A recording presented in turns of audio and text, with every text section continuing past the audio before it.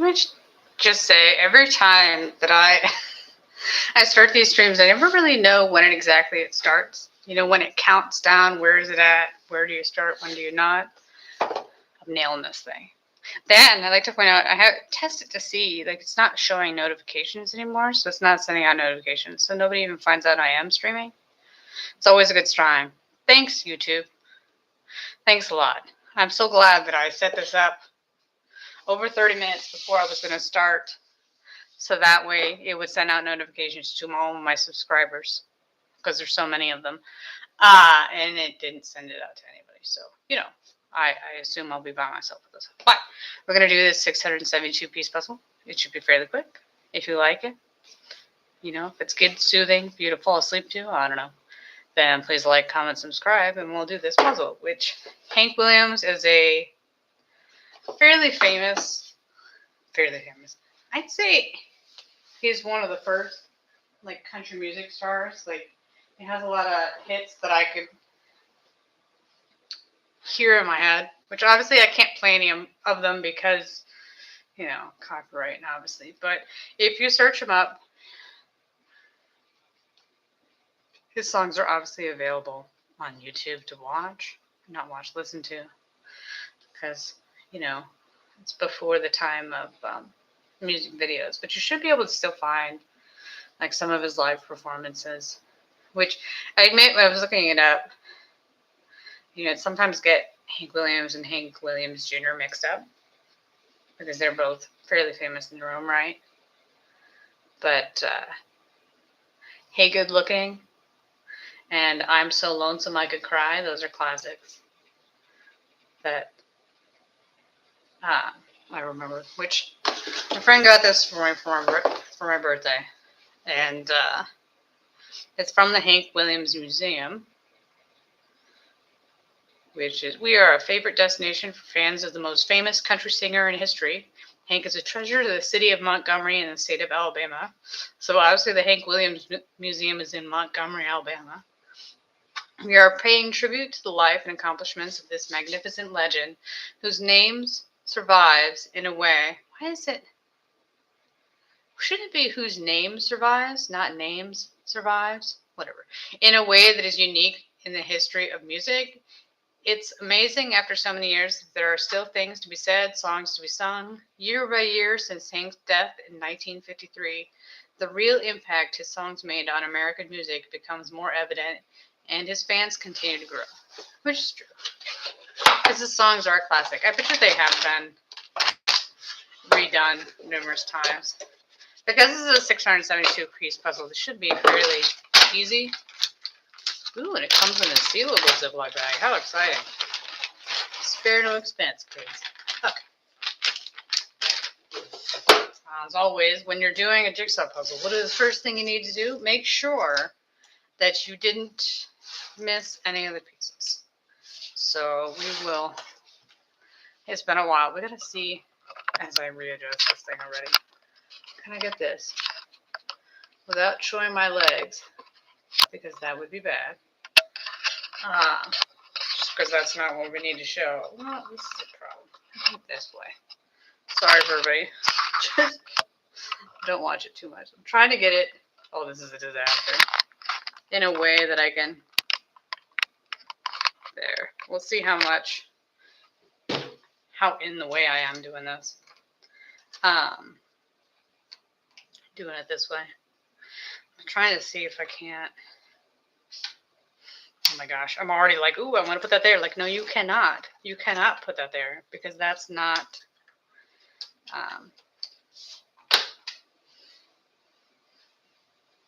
That's in the way.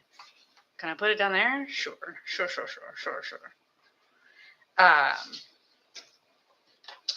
This should be a fairly easy one to do, but the problem I'll have with this one is I'm so used to doing it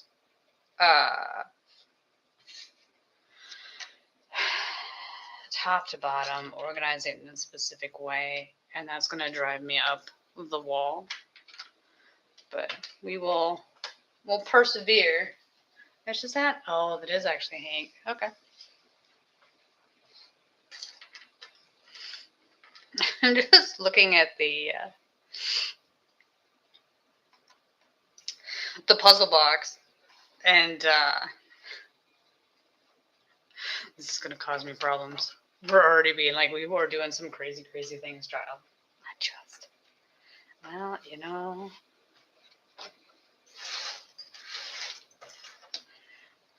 usually, as a general rule, you're not supposed to try to put it together until you have the pieces organized. And when I say as a general rule, I mean as a general rule for myself. You do this puzzle however your heart so desires. Any puzzle. You do the puzzle how you like to do it, not how like somebody else wants to do it. Because in the end, the way I do it may be slower for you. This goes with all things in life. If you can, if you're allowed to, do it the way that works best for you when you're putting things together, because obviously that should be relatively faster than doing it the way I like to do it, unless you want to try to do it my way and then see if that makes it easier for you later. I don't know, it just depends. I just need to put these on there and move on. It's all a matter of personal preference and how you roll with it, but how your mind works. It's just like anything, like when you were in school and they had, your standardized teachings, and you're like, that doesn't work for my brain. I don't like that. And I'm like, well, yeah, that's how we roll. Which I don't know why I'm organizing it like that. That's a disaster waiting to happen. You do things to yourself, and you're like, you know what? You're gonna hate this later on. You're gonna be so disappointed in yourself that you did that, and I'm still gonna do it. Before this started, I got distracted, which is why I started late. I mean, no one's here. It doesn't really matter. But I started late because I was watching, gosh, what is it called? Forbidden. Wait 1 second. Where's the thing? Forbidden Frontier, which is all about ancient civilizations and whatnot, and legends and stories about that. So they were talking about, things that are suspected from the past of ancient civilizations, which are always fun and interesting to see. The main thing to remember to learn from those is that there's so much that we don't know. And one of the things that really holds us back when looking at those things is that you're looking at it through a modern lens, something that happened in the past. And you're limiting what they're capable of doing based on stereotypes and beliefs and how you see that ancient world and what they were capable of doing it. But it's something you have to tell yourself a lot, is that they weren't limited by the rules that we've made up with how the world has to work. They didn't evolve the same way we did. They had different beliefs about things. They looked at the world differently. They kind of looked, obviously still, this is partially just how I look at the world, or the people that interpret the information they're finding look at the world. Like, they're very hippy-dippy in the way that they looked at everything and how they developed their technology, whatever it may be, before whatever happened back in the day happened, and they got blighted out. They got destroyed. And it's interesting to look at that, number one, because it really does prove, if you don't pass it on, it will disappear. Because whatever knowledge they possessed to make these structures that they made, it doesn't exist anymore, as far as we know. If the knowledge is out there, it's hidden somewhere that we either don't have access to or nobody wants to give to us. Whatever it may be, that has been lost, whether intentionally or unintentionally. Like when the Spanish showed up in Central and South America. I think they ended up in Central. You know what? I just watched this. This is my problem. I'm so bad at that crap to remember what was where. But when the Spanish showed up, and they were, massacring the people and trying to take it over because they wanted their riches, because that's what humanity does. You may not like it. That's how this works. One tries to conquer another. They showed up when the Mayans were trying to conquer. No, the Aztecs were trying to conquer the Mayans. I think that's true. And then the Spanish showed up and like, we want to take it too. What a shit joke. But everybody was trying to conquer each other. And one of the things the Spanish did was they burnt all the books. And when you burnt all the books, you erased all of that knowledge. So there's all those things that we question, we don't understand, was probably in those books they burned. I'm like, thanks, guys. Because you were so arrogant, because you wanted to push them down, you burnt all that information. And now here we are with no clue what the hell happened back in the day. Like, would it have been perfect, give us all the answers? I don't know. We'll never know because you destroyed it all. Like, congratulations. You accomplished what you wanted to accomplish. You were able to take all that over. You never found the city of gold you were looking for in the first fucking place. But you were able to kill all those people using germ warfare, and now here we are. With all these ancient civilizations, a lot of which were already destroyed by the time the Spanish showed up anyways. Like, we still have no idea who the hell those people were. But all that stuff, all that knowledge is gone. And now we're here looking at the mystery, like, what was all this stuff? And it's super interesting. It does show, watching that show, how much of the world we don't know anything about. We don't really know. Was that a notification for this video? No, it was not. Congratulations. All we have is our stories, which I did enjoy because the first couple episodes of Forbidden Frontier were talking about ancient civilizations or whatever, some sort of Netflix special, and then we're automatically, it's all about white supremacy and whatnot. And I was like, technically, in that story, if you read it, number one, everybody died. I don't know how supreme you can be if everyone dies. Number two, we have no idea. Whoever the ancient superior culture, more knowledgeable in certain sectors, like they just had certain knowledge that other people didn't have because I don't know what. Whatever enabled them, whether it be they lived in a place that was safer than a lot of the other places were, so they were able to spend more time not being worried about getting eaten by wild animals and a little bit more time evolving. I don't know. Who knows? But for whatever reason, these people showed up in these ancient cultures. And the ancient culture's description of these people is that they had a different skin tone and that they had red hair. And all of a sudden they were like, well, that's white folks. And I'm like, yeah, but the white folks literally came, gave them information, and left. They didn't take over. They didn't kill everybody. They literally just gave them information and got the hell out of there. So they were not evil people, but yet you still pitched a fit and said, oh no, these terrible white folks. Like, yeah, but the terrible white folks just showed up, gave them information, and left. Why are you pissed? Also, everyone died. At the end of that story, did you not read that? Also, amusingly enough, when they said that, they were red hair, they had beards.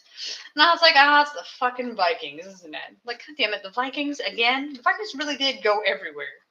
Go everywhere. You didn't have to take credit for shit. But still, the problem with saying it's the Viking, I'm like, you didn't rape and pillage? Like, I guess maybe this is their ancestors. Maybe their ancestors were nearly as violent and whatnot. Maybe after a while, they're like, fuck this being nice thing. We're just going to take shit over. I don't know. I'm talking about ancient Vikings. Don't ping me for that. But just look at that. Man, why does it always have to be white supremacy? Is it really like you can't possibly say anything nice about white people at all? Why? Everything that white people did wasn't evil. I hate to be the bearer of bad news. You know you want them to be the villain, but every single culture, in order to have existed to this time, has to have conquered and destroyed another one. And by another one, I mean a shit ton of them. It has to have conquered a guy. It has to have killed a shit ton of people to get to where they are today. Like, that is the only way they could have survived this long, is if they went out and conquered people. So that means all of the people that are currently alive are the victors. So I don't know why you're acting so persnickety. You too are descendant of victors because you lived. Kill or be killed, kids. That is the world from which we lived in. Conquest, power, these are things, they're built into our genetic code. I don't know. You're wanting to erase that. That's not going to exist. That's not going to happen. That's not going to happen. But it does, it's fairly enjoyable to watch those. They were talking about how it's speculated that, an asteroid or something, some projectile of some sort, came into the atmosphere and hit. And it hit a glacier, melted the glacier, caused a flood, and made the seas rise over the course of who knows how long, um, by 400 feet, I think, is what it said. So there used to be, before that time, a bunch more land than there was now, which means that, you know, uh, because humans, over the course of time, have always been a race that makes their camp, their home, near the water, a lot of their homes went underwater. Back then, in ancient times, most people never left their home city, or if they did leave, they didn't go very far. Like, they were talking, I saw a statistic from something far more recent. So it was Britain like 300 years ago or some shit. 300 or 400 years ago, whatever. I think it was during Shakespeare's time. Do I remember when Shakespeare was? No. No, I do not. That's something I was never good at. Dates, times, no fucking clue. Anyways, but it was hundreds of years ago. So that I do know. It was a while ago. But in those times, somebody was pitching a fit because he said that ideal beauty, he described a white woman. They're like, how dare you not say black people? I'm like, because they didn't meet black people. Most people lived and died and never went more than 5 square miles from where they grew up. And if you've ever gone more than 5 square miles when you grew up, where the hell would you meet a person of a different culture than your own? Unless there was a random trader that came through, which did happen. Obviously, trading was a thing that did happen. Most people would live their lives never having seen anybody else that didn't look like themselves. Even seeing random strangers from another town would have been quite rare. And now here you are saying, well, they should have seen a person of color, and like they never would have met them. That's not something that happened back in the day. You're putting today's sensibilities on something that happened a long ass time ago. That's not going to work. You can't do that. It's something that we really do in this day and age, that we have to remind ourselves that's not the world that we currently live in. Stop putting today's sensibilities on the past. Life is not a movie. I don't know if it's because you've watched too many movies where you had that heroic person set in the past, the heroic person that defied all of the status quo and whatever. Like, do those people truly exist? Yes. But they were quite rare. Because when you're raised to believe a certain thing, it's very hard, unless you have evidence of something else, to change your mind. Like, that's the world that you lived in. That's not saying that the choices they made were great, but it makes sense why they made them. Ignorance really does come into effect. Like, it doesn't, you're judging them on something, an unfair perspective. You're trying to punish them that they lived in this day and age when they didn't. That's not the world they lived in. And most people were never exposed to someone who had a different skin tone than theirs. Most people never even met one back in the day. Like, you're putting your perspective of today on the past, and you can't do that.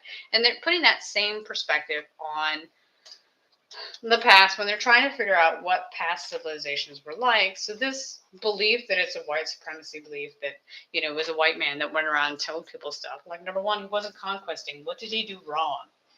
What did he do wrong? What did you not like about what they did? I assume it's because you're saying, oh, hey, it couldn't have been a superior skin tone. But it wouldn't have been. It's not their skin tone that gave them the superior knowledge. It's the ability to amass that knowledge, which most than likely was just wherever the hell they were located. As always, with a lot of things in life, one of the things you can't control is where you're born. Maybe they were born in a city that was on an island or some such, like they found a safe place to be. And because they were in a safe place, they had the time to spend more time on technology or knowledge or whatever. Like they had that extra time. They had the luxury that other people that were either hunter gatherers or living in a much more dangerous climate didn't have. So you putting your perspective of today on back then, like they can't control that. You're punishing them for doing nothing wrong, honestly. Like you have no idea how they amassed that knowledge. You have no idea what they did. So to punish them outright because you hate the skin color of today, because you're racist against white people today, stop putting your shit onto somebody else. Stop putting crimes that other people committed on somebody else. Because not only are you putting other people's crimes on somebody else, you're putting other people's crimes from far into the future. Is it possible, technically, that some of those people that were going around sharing knowledge, their descendants still exist to this day? Yes. But we have no idea who they are. We don't know the name of their culture. We don't know anything about them. You are making assumptions. I guess you really think that white people be the smart ones. I guess. I don't know. But we don't honestly know anything about them. You made an assumption, and now you're pissed about it. Like, I don't know. I'm just, ugh. But it's still really cool. And then the other thing about that is when the Spanish came and burnt those books, they weren't white people's books. They were native people's books. Native people had a written language. They wrote things down. They had knowledge. That wasn't white people being superior. That was native people having that knowledge, which a lot of academia really doesn't believe. They really do believe that people from that time were very primitive and they didn't have a lot of knowledge, and that only came about much later. That arrogant belief that, we hit that stride and we're so much better than everybody else, that holds you back. You are making the assumption that you can't prove, number one, and number two, that you can't, you're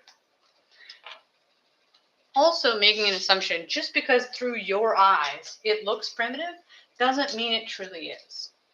It's like, just because somebody does something different than you doesn't make it automatically primitive, doesn't make it less than. We just don't know. And always they're on the kick of, we found no evidence that they had technological advancements. Well, it just depends on what kind of technology they had. You're assuming that they were going to make plastic and they were going to make pollution and that would leave stuff behind. But it just depends on what happened for them to die. If they were hit by some sort of cataclysmic event, like an asteroid hitting and flooding the earth, it would wash away a great deal of things. You have the myth of Atlantis, which I assume is based on a real place. Was it as fantastical as they say in the stories? My answer is yes and no.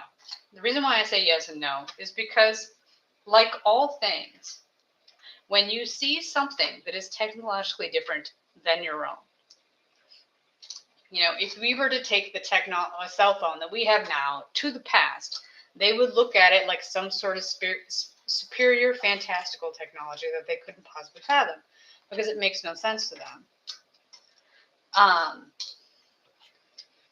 The same thing goes for if you have a tribe that's lived in a highly dangerous area that hasn't had the time to really spend on technological advances because they've been too busy trying to live to spend the time to evolve in the technological sphere.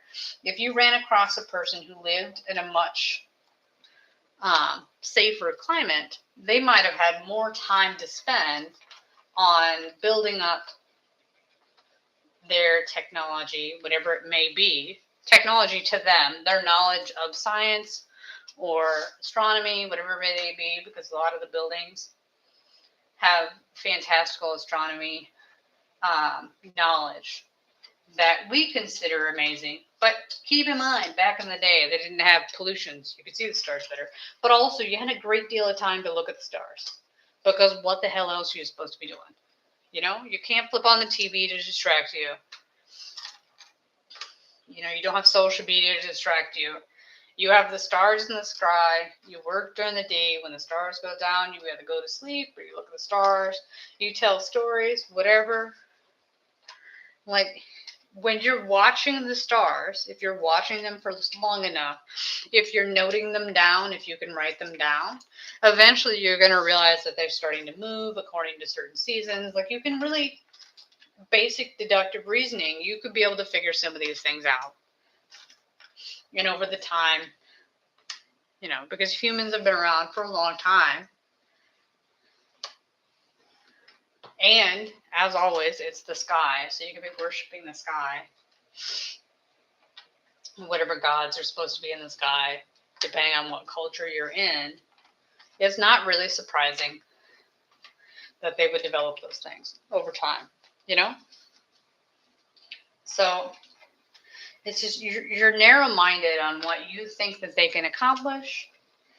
And look, there's one of those. I haven't had one of those at all. It's holding you back because you're like, oh, they couldn't possibly have done this. Well, then why did they? We still don't know how the pyramids were built. Like, you have ideas, but if you were to try those today, it's unlikely we'd be able to build it. We can't do it today. No matter how superior and great we think we are, we can't accomplish the feats they did back in the day. So how did they do it? We don't know how those things. That knowledge has been lost to us.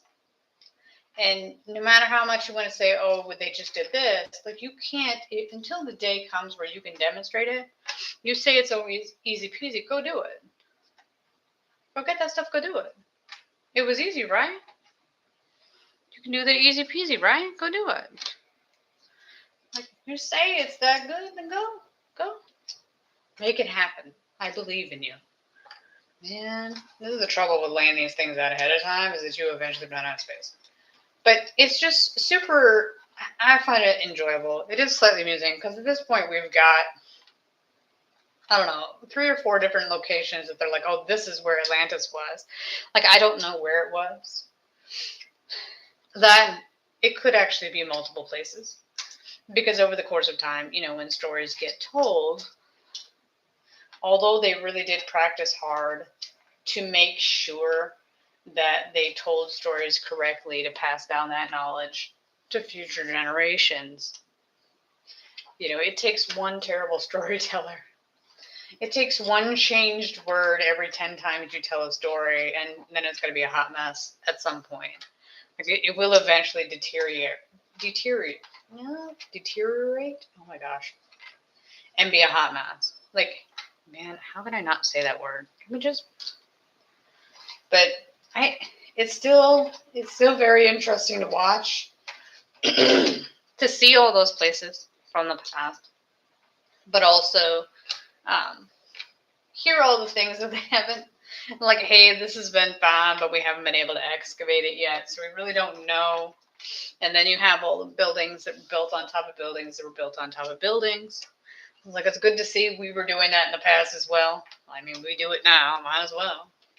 I'm like, nope, just build it on top. It's a great place. We'll just build it on top. Now, whether or not they were adding on or they were just, like, covering up whatever, I don't know that about it. But it is entertaining to me that they just built over it. And then you obviously have people from more modern times who, for every one place that they find and tell that they found some artifact when they were doing construction, imagine how many of them they didn't. They didn't say anything. They're like, I don't want, to lose my place or have some problems with it, so I'm just not going to tell anybody about it. I'm just going to keep on building, keep on going, act like it never happened type thing.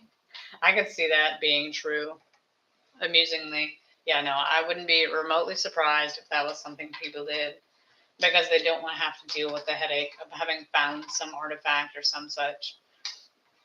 And you also have the people that are digging them up and selling them on the black market, not letting anybody know about it, because they're all over the place.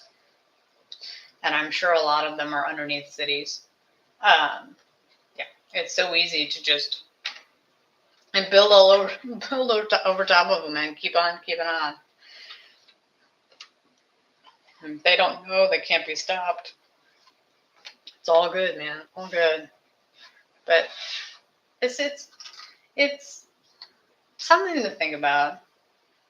And you'll get those people like, oh no, that's not possible. But I was like, how would you know? Like, sure, we didn't find the missing link, but in order to find any remnants of something, certain things have to happen. For the human body to be found, it has to be preserved in some way. The human body is so small, so easily eaten and destroyed by some sort of predator back in the day, that you might just not know, like you just won't have any evidence of the humans ever. Like it's all been destroyed, eaten up, not preserved correctly. You'll never be able to find it. It's like trying to find the missing link when they're trying to go through the evolution of humanity. Like you will never find that because there's infinite number of links. Like human evolution happened over a long period of time. You're not going to be able to find that one perfect link of the evolutionary chain. It's just not a realistic goal to have. Well, that's just my opinion on it. To me, like, I don't even know why you bother, kids. I don't know why you bother, but okay, sure. But yeah, I really, the best thing about it, when you're thinking about those things, is it's much more relaxing and fun to watch those than it is to watch anything about current events, because current events is a hot mess. It's a complete shit show, and, a lot of times it's clickbaity crap. That's depressing as hell. Like, the past is done. All those people have been dead for a long time. Yes, it's annoying when you hear about things that have been destroyed from the past, but it makes it, when the Spanish burnt all the books, I was like, yeah, that sounds about right. That's what conquerors do. You assimilate, destroy. It's like all the pagan stuff that got assimilated and destroyed by, I assume Rome did it. Was it Rome? I don't know. Yet again, history is not my best subject, okay? But, as always, whoever wins, to the victor go the spoils, and you will generally, to assimilate that culture in, you'll assimilate their beliefs, and then oh, my thing is on the side. I'm going to put this up here. You'll assimilate, oh, great. The puzzle is a wee bit loose. A wee bit loose. Assimilate or destroy any beliefs that don't go with yours. The Christian holidays that coincidentally are the same time as the pagan ones. I don't know how that could possibly have happened. None whatsoever. No clue. It's like they purposely did it to assimilate them in. No, really? Okay, sure. You don't say. I just. Well done, guys. Well done. But yeah, it's super interesting. You'll never really know all the answers. Even if you were to dig down and see stuff, you'll still have people disputing it. And you have all the things that were already destroyed. You can talk about I think they're Mayan books. All the Mayan books, all the knowledge that was lost from those. We may arrogantly believe that we knew more than them, but they may have gone down different avenues than we did, because we're limited by our arrogant brain of how we think that we're so superior because we survived and they didn't. Well, depending on what happened and why they died, being, superior is far more inaccurate. Like, it's not about, if an asteroid hits where your home is, it doesn't matter how smart you are, you're SOL. Today, asteroid hits, SOL. Like, that's the end, kids. The end. And the end, roll credits, walk. That's it. No matter how superior that race was, that is described by numerous tribes in various places around the world who have shown up, given knowledge, and left, they're gone. In whatever way. Maybe they evolved in assimilated into something else and they still exist one way or the other, or maybe they all died out in whatever cataclysm happened. You just don't know. I don't know which way it is. I don't think you'll ever really know. With the current climate the way it is, I don't think you'll ever really get anybody to agree or disagree to it. And no matter how much I say, hey, it's not about which race was superior over another, it really is what region you're born in. Something you cannot control. You cannot control where you were born, the technological advances they may have had, the beliefs they had, how much peyote you smoke. Like, I don't know. Like, there's so many factors that go into the advancements of one over another. And even if one was superior in your eyes, seeing all the things that all those different cultures across the world were able to make when you think they're inferior in some way. They did things that we still don't understand, that we can't actually do. So clearly in that way, they were smarter than us. Everybody has your strengths and weaknesses. Just because they didn't have an industrial revolution doesn't mean they're automatically lesser than you.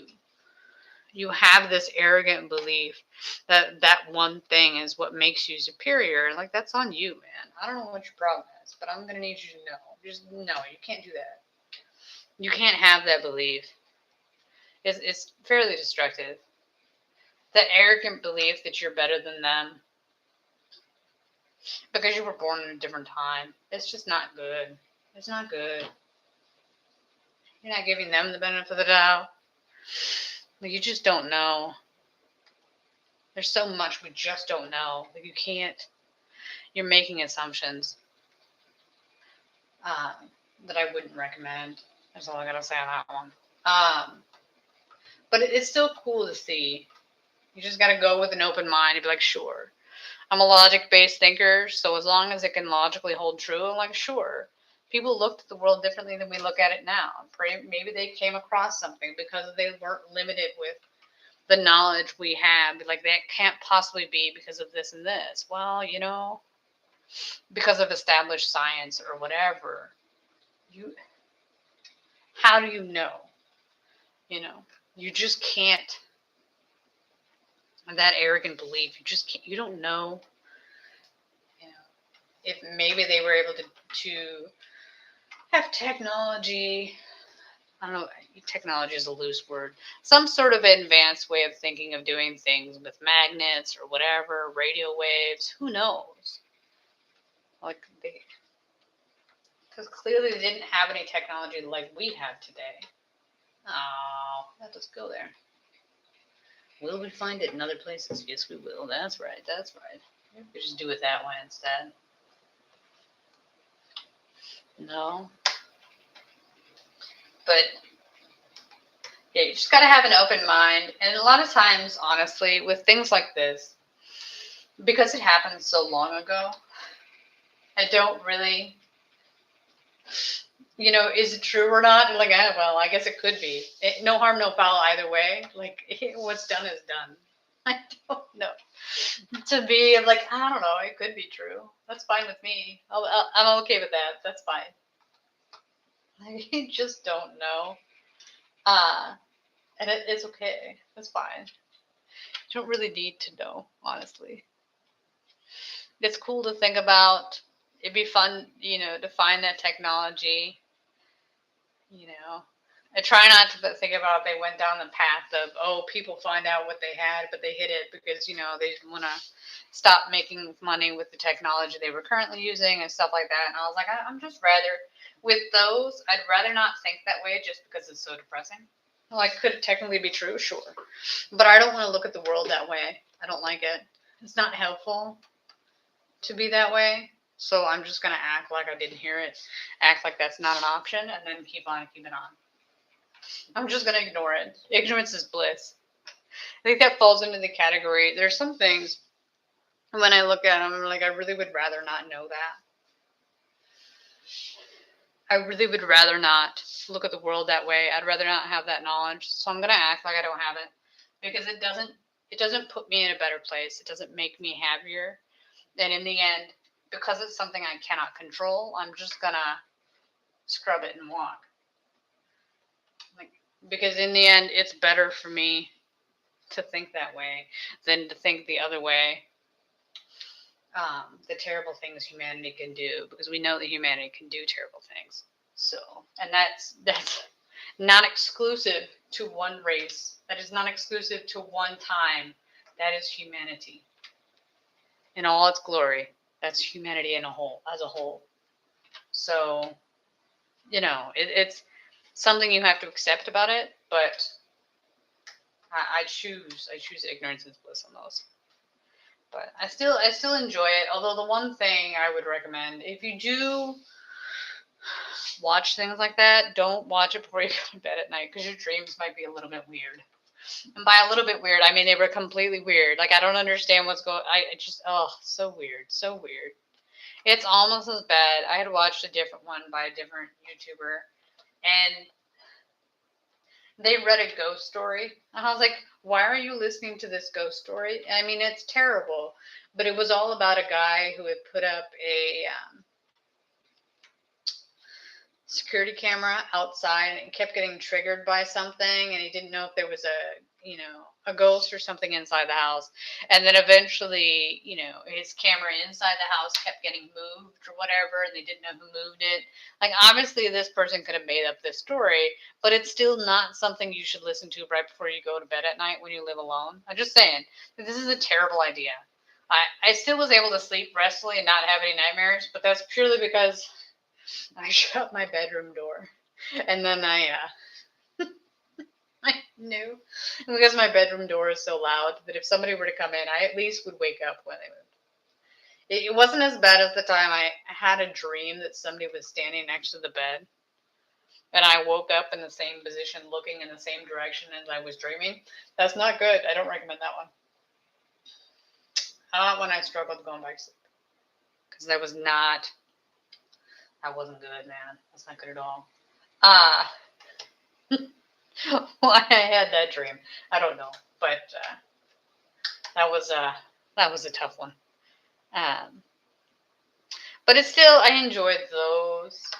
It's good, something to listen to that's really interesting, that makes you think about things. That's the fantastical, mystical world of the past. I say mystical, because you don't know anything about it. I have no idea what it was like back then, what they were doing, how that all works out. All you have is these stories that have been passed down from generations, and you don't know where the truth lies in the stories that were told. No, the story is only as good as the weakest link who told the story. So whoever told the tallest lie, it'll mess everything up. But I still, at this point at least, I'll say yes, there was a flood. What happened in the flood? I don't know. Like, definitely, was it an asteroid, whatever? Like, I could see it many ways, especially when you have all those cultures that made the accurate star maps and things like that. Clearly, they had knowledge of the stars, so it's possible, we've all had those. They'll send out the announcements about the comet, like Halley's Comet's coming at a certain time. You can imagine them being in a place where they could have had something like Halley's Comet, but one that actually was had pieces that would hit the Earth. And if you knew pieces were going to hit the Earth, you knew about it ahead of time, you could plan ahead. You might have been in a place where the flooding would happen, so you built a boat. Or you might have been in a place where you would have things hit land, so you would be building a place to go underground so you wouldn't get hit. Like, there could have been many different things that you could have done. Grab this one over. As I'm doing the top. To protect yourself, depending on the region from which you live in. Because obviously region matters. Because they had some buildings that they showed that they had dug in underground. I'm like, well, I guess if you had something hitting and you weren't in a floodplain, but you had something, if an asteroid hits, you might, which I didn't realize, I assume I learned it in school, but sometimes if an asteroid or something falls from the sky and hits the Earth, it can actually break off pieces of the Earth and chuck it back into the atmosphere. And then it'll fly around for a little bit and then come back down again and hit somewhere else. And you're like, well, that's unlucky. That's super unlucky. If you're the poor Joe Schmo, you have the one group that got hit by the original blast, and then pieces of their Earth, their place, pop up in the atmosphere and then fall somewhere else. So somebody else gets hit by the shrapnel, and you just got all this damage everywhere. Like, well, that's clusterfuck. Like, man, that sucks. That is unfortunate. That is unfortunate. Like, my bad, that was us. That was our pieces that landed elsewhere. And I feel like they do actually have some sort of evidence that shows there's bedrock or whatever that should be in one region that's in another. Like, it somehow ended on the other side of the planet. Like, how did that go down? Like, something obviously popped up and went back down. It never really occurred to me that you could hit something so hard that would go up into the sky and come back. I mean, I guess. You know, it sounds like sure. Yet again, I use the, is this a possibility? I'm like, oh, if yes, then okay. Let's go with it. See what happens after that. But like, that is just extraordinarily unlucky. But because they spend all their time looking at the sky, if you have a comet or whatever that comes every once in a while, you would have some sort of forewarning, like, hey, this is coming, plan ahead. Build a place underground, or at the very least, you'd be telling stories about it because stories are what they told. And those things from the sky, from a person of the past's eyes, may look like something from God. Because I imagine when they looked at the sky, God would be one of the people they'd think that it was coming from. Like a cataclysm event because of something you did or whatever, like you would take it upon yourself and be like, this is our fault. You know, this happened because this, and this. Like, I can see that. I can see that as being true. Partially because if that happened now, there'd be people that said that. So, yes, it's 100% legit. Obviously, you'd get the people that believe in, you know, that have a religious belief in the Bible or whatever, that wouldn't be so keen on that. Like, just said, whatever. Whatever your beliefs may be, you do you. But, you know, there's that. It shows that your story is technically true. You know, in your eyes, when you said the world was covered with water, well, for you, for your world, how big it was back then, for you, it probably was the whole world. And you did have all those cities that got destroyed, that disappeared, and never came back. So technically it is true. Those things did happen. It's the whole world according to your world, how big your world was. Not the world we know now, but the world they had then. Because not everybody back then was traveling around the world in boats or whatever, which, you know, yet again, if your boat was made of wood, it would not survive until today. You know, most likely everything from back then has been destroyed from time or obliterated or ripped apart and reused, because we like to do that too, where we, you know, dismantle something else and make it into something else. Or when you conquer one civilization, you destroy all of their stuff, all of their history and whatever. Whether it's because you believe you're superior or it's just because you want to destroy it so they don't have that foundation to come back to, I don't know. But you destroyed those things. That is a natural human thing to do. That's not just one culture, that's all of them. No matter how great you think you were, I'm going to need you to stop lying to yourself. I'm just saying. But it amuses me greatly that it was the Vikings that came over and did that stuff. I'm like, always the fucking Vikings. Always the Vikings. Out and about, doing whatever they want, traipsing the globe, doing whatever. Like, I doubt it. But, I mean, I guess technically it could be a Viking ancestor. I don't know. You know, well, that, and technically it's entirely possible that even though they said their hair was red, it could have not actually been red. It could have been dyed with something, you know? So, But it's one of those mysteries of the world that you always look at. It always triggers your imagination, which I think is a good thing. I did look at that. I'm like, maybe I should go into a career for that. Like you are. No. The answer is no. Ugh. No. That's not a realistic thing. It's just because it triggers like, but it's still super riveting stuff that I highly recommend. If you want to decompress and watch something that is stimulating in your brain, but not super annoying, whatever, you just take it with thee. They're just giving their hypothesis on what happened. You're not required to believe it. You're not required to affirm it. You're just listen and go with it. Say yes or no, like whatever. Like it's no harm, no foul. Because in the end, there's no way to confirm one way or the other most all of these things. Because so much knowledge has been destroyed. All you could really learn from it, like, hey, use it or lose it. Pass it down or lose it forever. It's so easy for all that information to just be vanished forever, like for whatever means, whether it's just the cultures that disappeared, like where did they go? Did they die out? Did they assimilate? Like we don't know. I don't know where they are. It's very fascinating when you have all that stuff that's just gone. Like it just vanished. And you just don't know.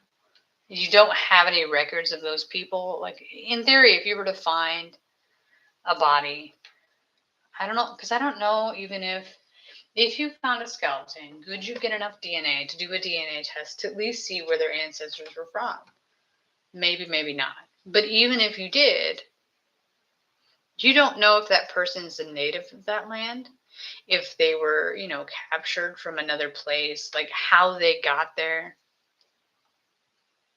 Like you don't know. There's so many mysteries to that, you can't really figure it out. Like they had a cave that was dug out. I think it was in Turkey. And they were talking about like, well, they can't do any testing to see how old it is because other people have used it since then. And there's been so much cross contamination. You can't say if that's from the original builders, from some random Joe Schmo that was in there doing who knows what. You just don't know. You can't confirm anything. So it's all mystery. Unless you invent a time machine and go into the past and find out, which I honestly would never want to do because it was really dangerous back in the day, and I'm going to give that a pass. My luck, I'd go into the past, there'd be a saber-toothed tiger, that'd be the end, and we'd all be done. Like, you got no answers. All you got was death. Because death is a huge is a huge possibility. Because back in the day, shit was dangerous. Dangerous. Which they had when I watched, I think I watched it today, that was showing off all the different animals from back in the day. I'm like, oh great, it's a bigger version. Yay. The bear that could run as fast as the cheetah or leopard or whatever? Like, absolutely not. Absolutely not. Although, looking at those, because they all died out like 12,000 years ago, I can see why that would really limit the evolution of humanity if you were still stuck in fight or flight. Like, you can't. Everything around you is so dangerous. You don't have time to do anything else but live. Like you don't have time to develop your science or whatever. Like you may have had time to look at the sky, but you didn't have time to do much of anything else. You were too busy trying to stay alive in certain regions. I can seriously see how that would limit your evolution. Like you might find newer techniques in staying alive and new tools to fight. I don't know if fight's the correct answer, but new tools to use to kill the other animals and things. But besides that, I don't know what you would really have time to do. It's only when those predators are reduced to a more reasonable number and then you're able to kill them easier, that would make, or they would die out. Although the true question is, because they said humans were there at the same time, why did all the bigger animals die out but not the humans? Like, how did the humans live and the bigger animals didn't? Partially, I can't remember. I'm really bad at science, okay? Exactly what it is that made it so that you had all those bigger, like the gigantic beaver. That thing looks like a nightmare. A nightmare. All the different bigger animals that were, around the world. What made them bigger? Which I watched one episode today where they made the thing like, if you had all those creatures be bigger, why couldn't humans have been bigger too? Because you would have been in the same environment as them. Would you not have evolved to be bigger as well? Like, is there a reason why you weren't? Now, that fell into the giants category. That's a little bit woo woo for me. But, I mean, it does legitimately, like, that, and as always with all these things,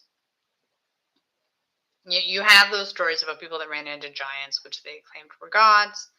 Fine. Um, but, what it could have been if you had a few of the people, obviously somebody had to have lived through the cataclysm event, whatever it may be. If some of those people that were just slightly bigger than human, grew to be a couple feet taller, if you still had some of those genetics in, and some of those people, like we have today, some people, certain groups, certain families, genetic lines, they're bigger than others. Like, you could have had some people, if you intermingled, mixed them together, you would have some people that still had those genetics that made you slightly bigger. It's just like all those other things. The beavers are smaller, the bears are smaller. Like, I would assume the animals we have today are descendants of the ones from back then. So if that is the case, if they all got smaller, then why didn't humans? So it's possible that if you had a few of those left, a few of the people that still had those genes for the taller ones, although I imagine there has to be a reason why they evolved to be smaller. I don't know. But it makes it like you would still have those, because we do actually still have, I'm pretty sure there's a few tribes out and about in the world that are smaller, that are smaller humans who live um, out there somewhere. The smaller humans that only grow to be like 5 feet taller or smaller than that. Like, you just have a whole entire tribe or whatever. You think they'd also have the reverse? That's somebody that could argue me to be fact. Like, I would be able to accept that as true. Things happen, things change, things evolve. That's fine. I'll accept that. Like, it's possible. And as always, with all things, when it comes to humans, if you interact with something that you've never seen before, it's going to be extraordinary to you. It's going to be exotic. It's going to be unique. It's going to be alien. It's going to be godlike, because it's something you've never seen before. So just because they say it looks godlike doesn't mean it's an actual literal god. It's just somebody that's exotic to them, something they've never seen before, something they don't understand. And in their mind, that's what they came up with. That it's entirely possible if we ran across a person like that today. If one of those people from the past invented a time machine and came in today's present, we might think they're an alien too. A god, something special, depending on who you interact with. Because it's something you've never seen before, it's alien to you. Alien to you doesn't necessarily mean it comes from another planet. It's just something you've never seen before, you've never interacted with before. Although I hope that never happens today, because we're not the most inviting people at this point. I would not recommend that. That sounds like a catastrophe to me. But I still, it's something to think about it and something to look at. You don't have to be so narrow-minded when you're looking at those things. You're looking at it through today's eyes. Even a mirror, if you have those people that have spent their whole lives fight or flight, and then you interact with a person who's had the time to really spend time on science or, bettering other things, like it would be exotic and special to you. It would be godlike. I realize that's sacrilege to some people, but it's entirely true. Doesn't mean necessarily that they're God. It is interesting that you have those people that came around, gave information, seemed relatively nice. They don't have any story of those people coming around and conquering. How that came to be. Well, survival is what humans do. Conquering, surviving, whatever. Like it's just such a fun thing to see all the accomplishments they did back in the day, and looking at it and be like, how did this work out? The fact that they would spend the time and the effort, when you look at the tombs for Egyptian pharaohs and for ancient kings and things, like you look at those and like, by the time that tomb was done, the person had to have been dead for a while. Like, how did you keep that going while that person is gone? Like, how did that work out? Like, how did we get the people to care enough and keep going and spend all that time and effort? Because it had to have taken a while to build those big structures. Generations, I would assume. Or at the very least, logistically, just think about it. Even if you were able to do it, the quicker you do it, the more people you need, I would assume. For any project, the more people you need. How did you get all those people in one place?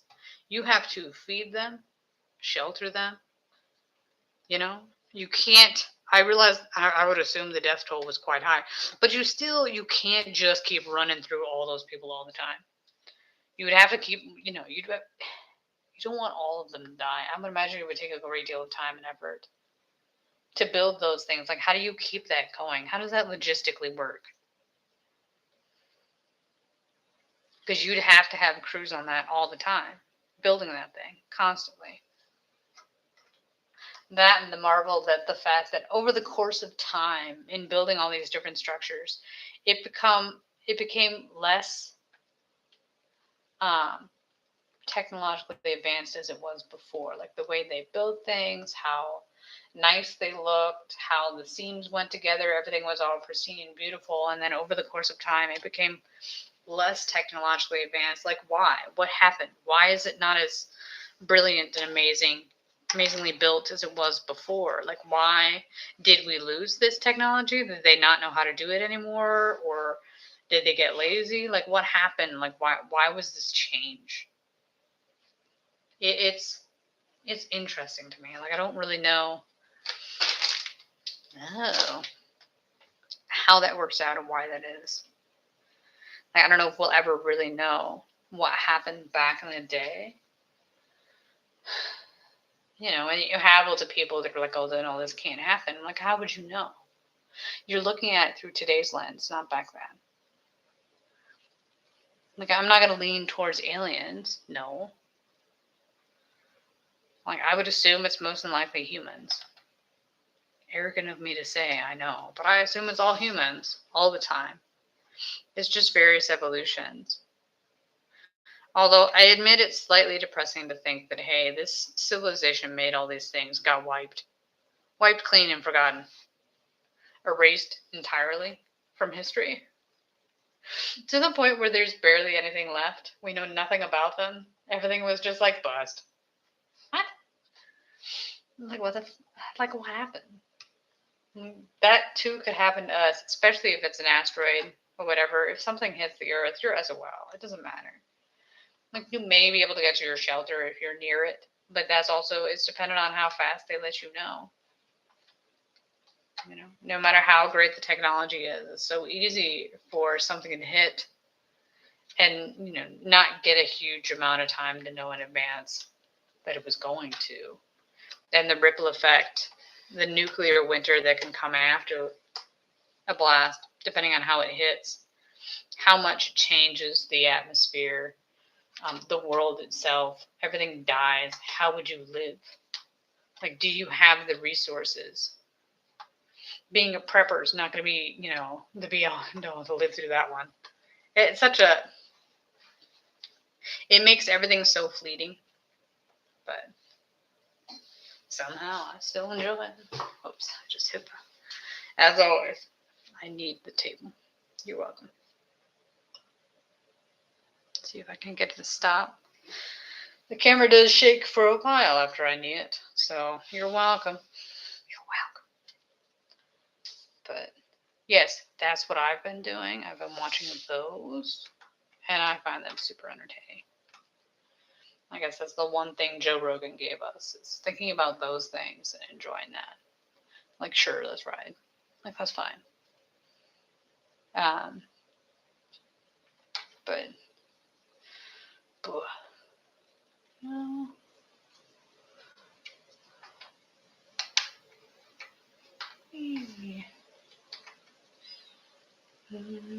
Now that we're into the part of the puzzle where we're actually putting shit together. Although obviously I did put some of the outside together before I did that. Is this the H that goes right here?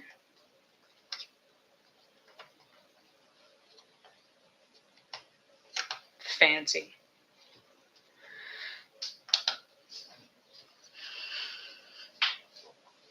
We'll see if I was able to separate these out correctly and get them all in there.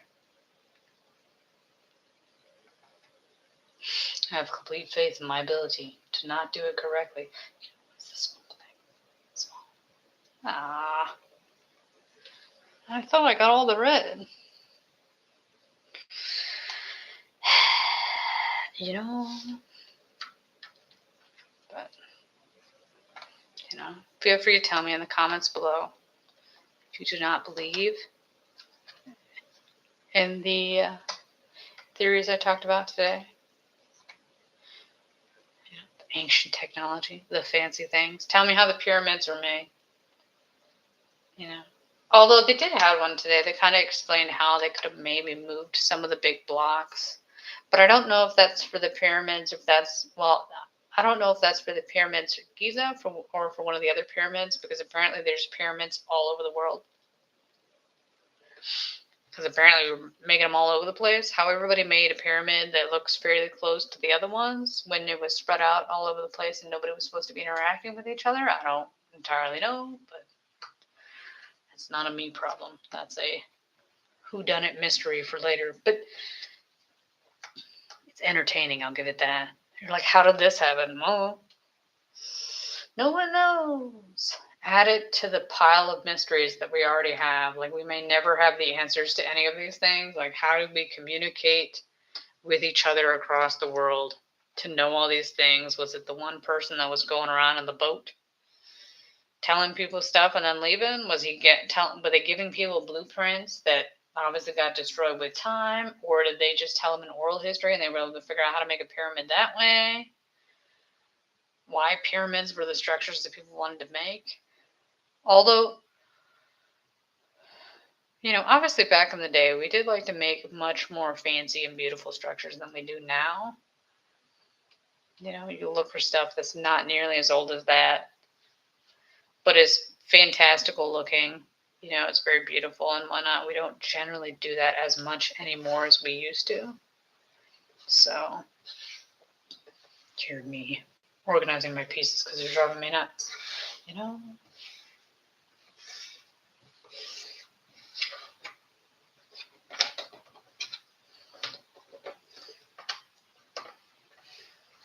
This is one of here. But, you know, I don't expect any of these answers to be made. Although, you know, with technological advances, with LiDAR and things like that, where you can look underneath the soil without having to actually dig, you might be able to see other things and figure some stuff out. But you really do need to look at it head on and see what you can figure out from that. And I don't know if they would be able to, you know, with wherever they're from, would that person allow them to look at it or whatever? Like, I don't know.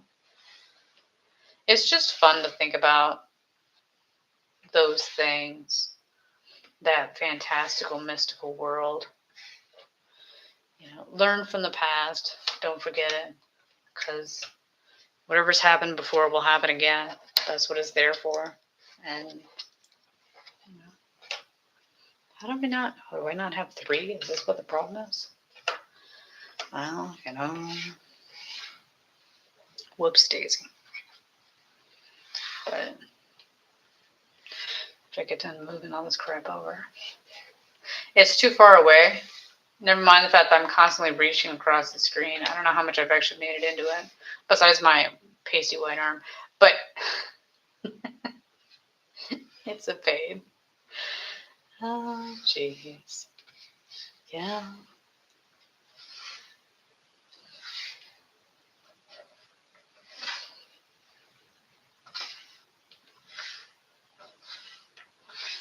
Then if I move it over, will I magically be able to find it now? No. Let's go this way and see if that'll help.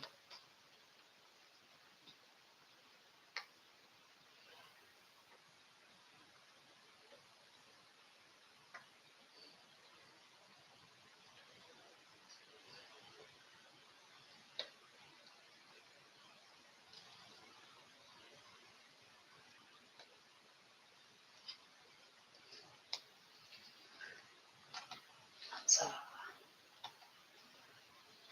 you know.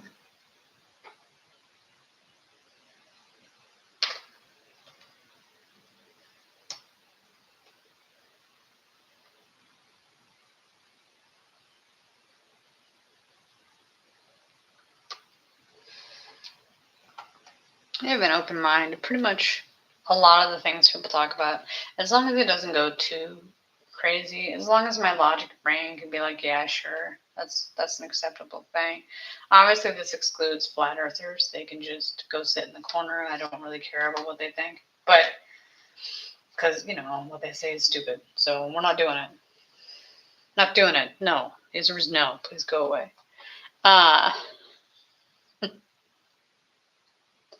It's just dumb. It's D-web dumb.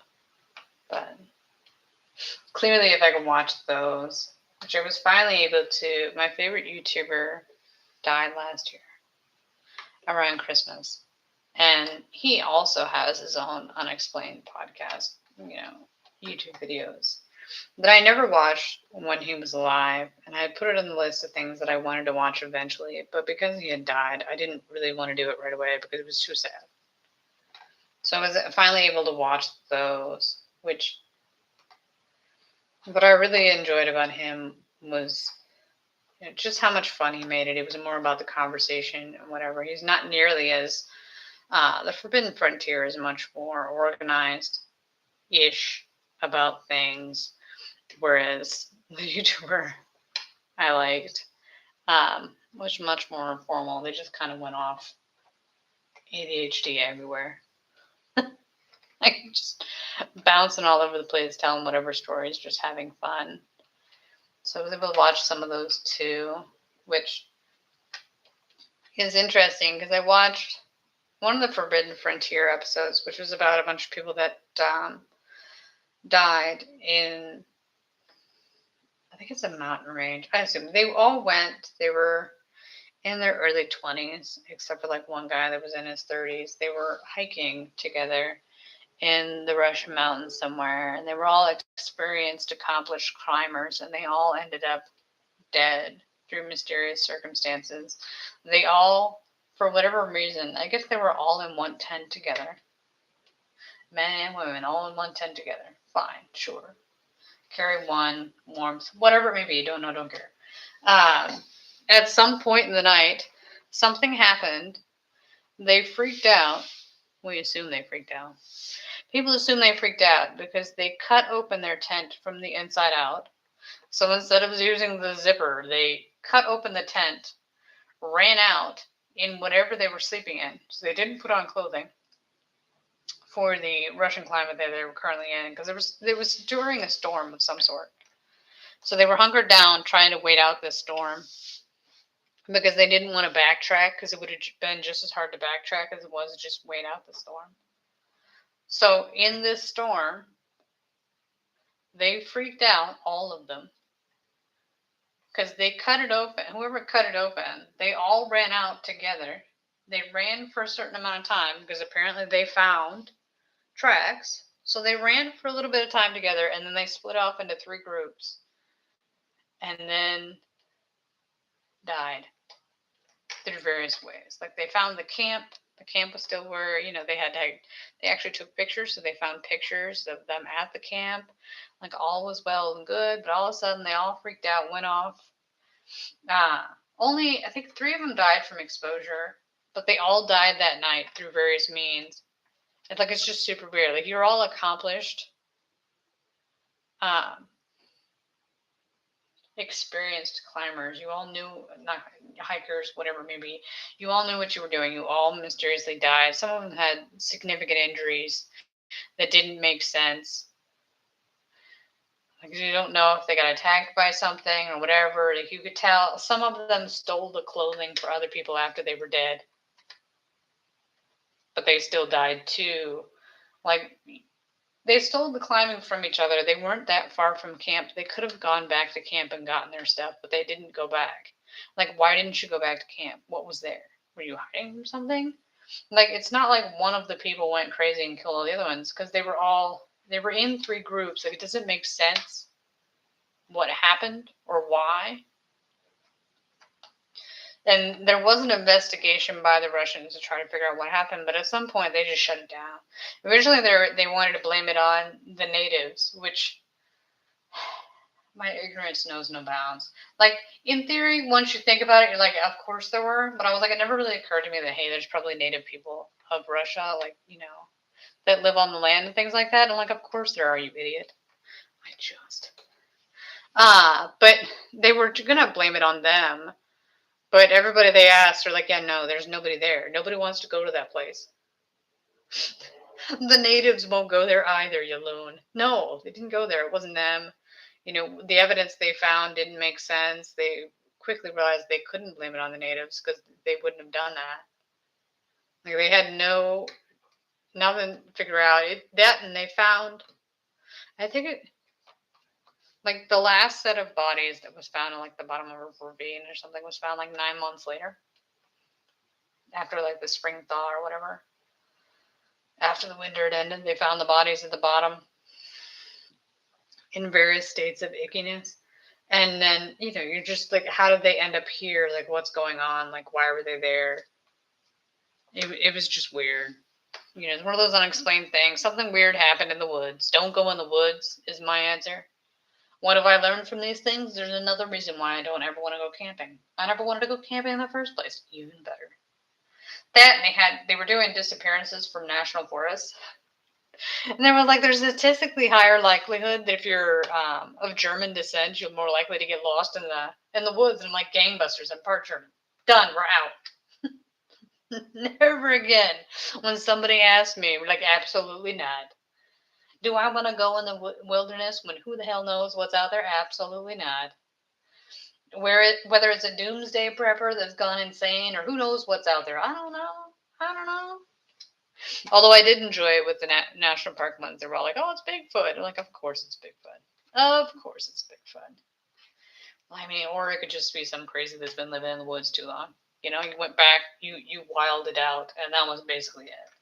It does happen from time to time. You spend too much in the wild, not enough time with humans. You're going to go feral. Although some people could argue people that live in the cities sometimes go feral too. But that's a whole different thing.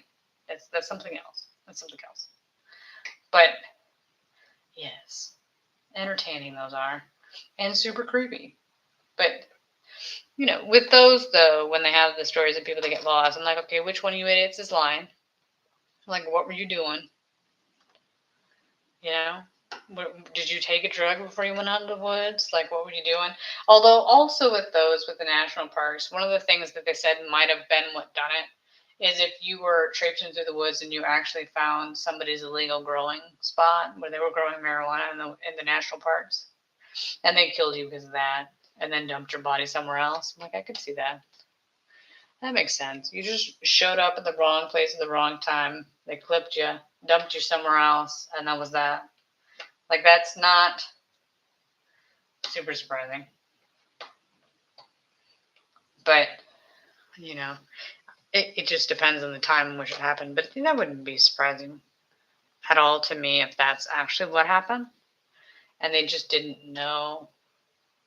They just did a good enough job to not leave any evidence behind where they could figure it out. But I don't know. No. But yeah, I've been doing all conspiracy theories all the time. This is what I've been doing. That's my productive things I've been doing the last week. But honestly, it's not too bad compared to other things. That there's nothing else to watch on TV, okay? I got nothing to watch. I went through Amazon Prime's list of things to watch. I found one craptastic movie and I didn't even finish it. I started it. I got annoyed. I think I made it halfway. Although I did fast forward through much, but I will not recommend that. I was like, just go back to watching your YouTube videos and keep on keeping on. At least they're more engaging.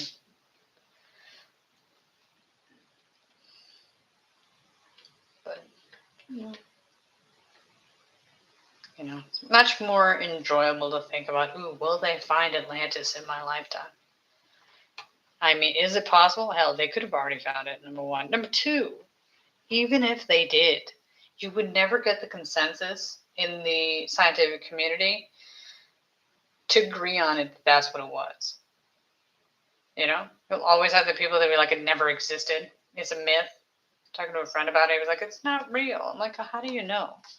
Even if Plato made it up, he might have heard something about something else and he used that as inspiration.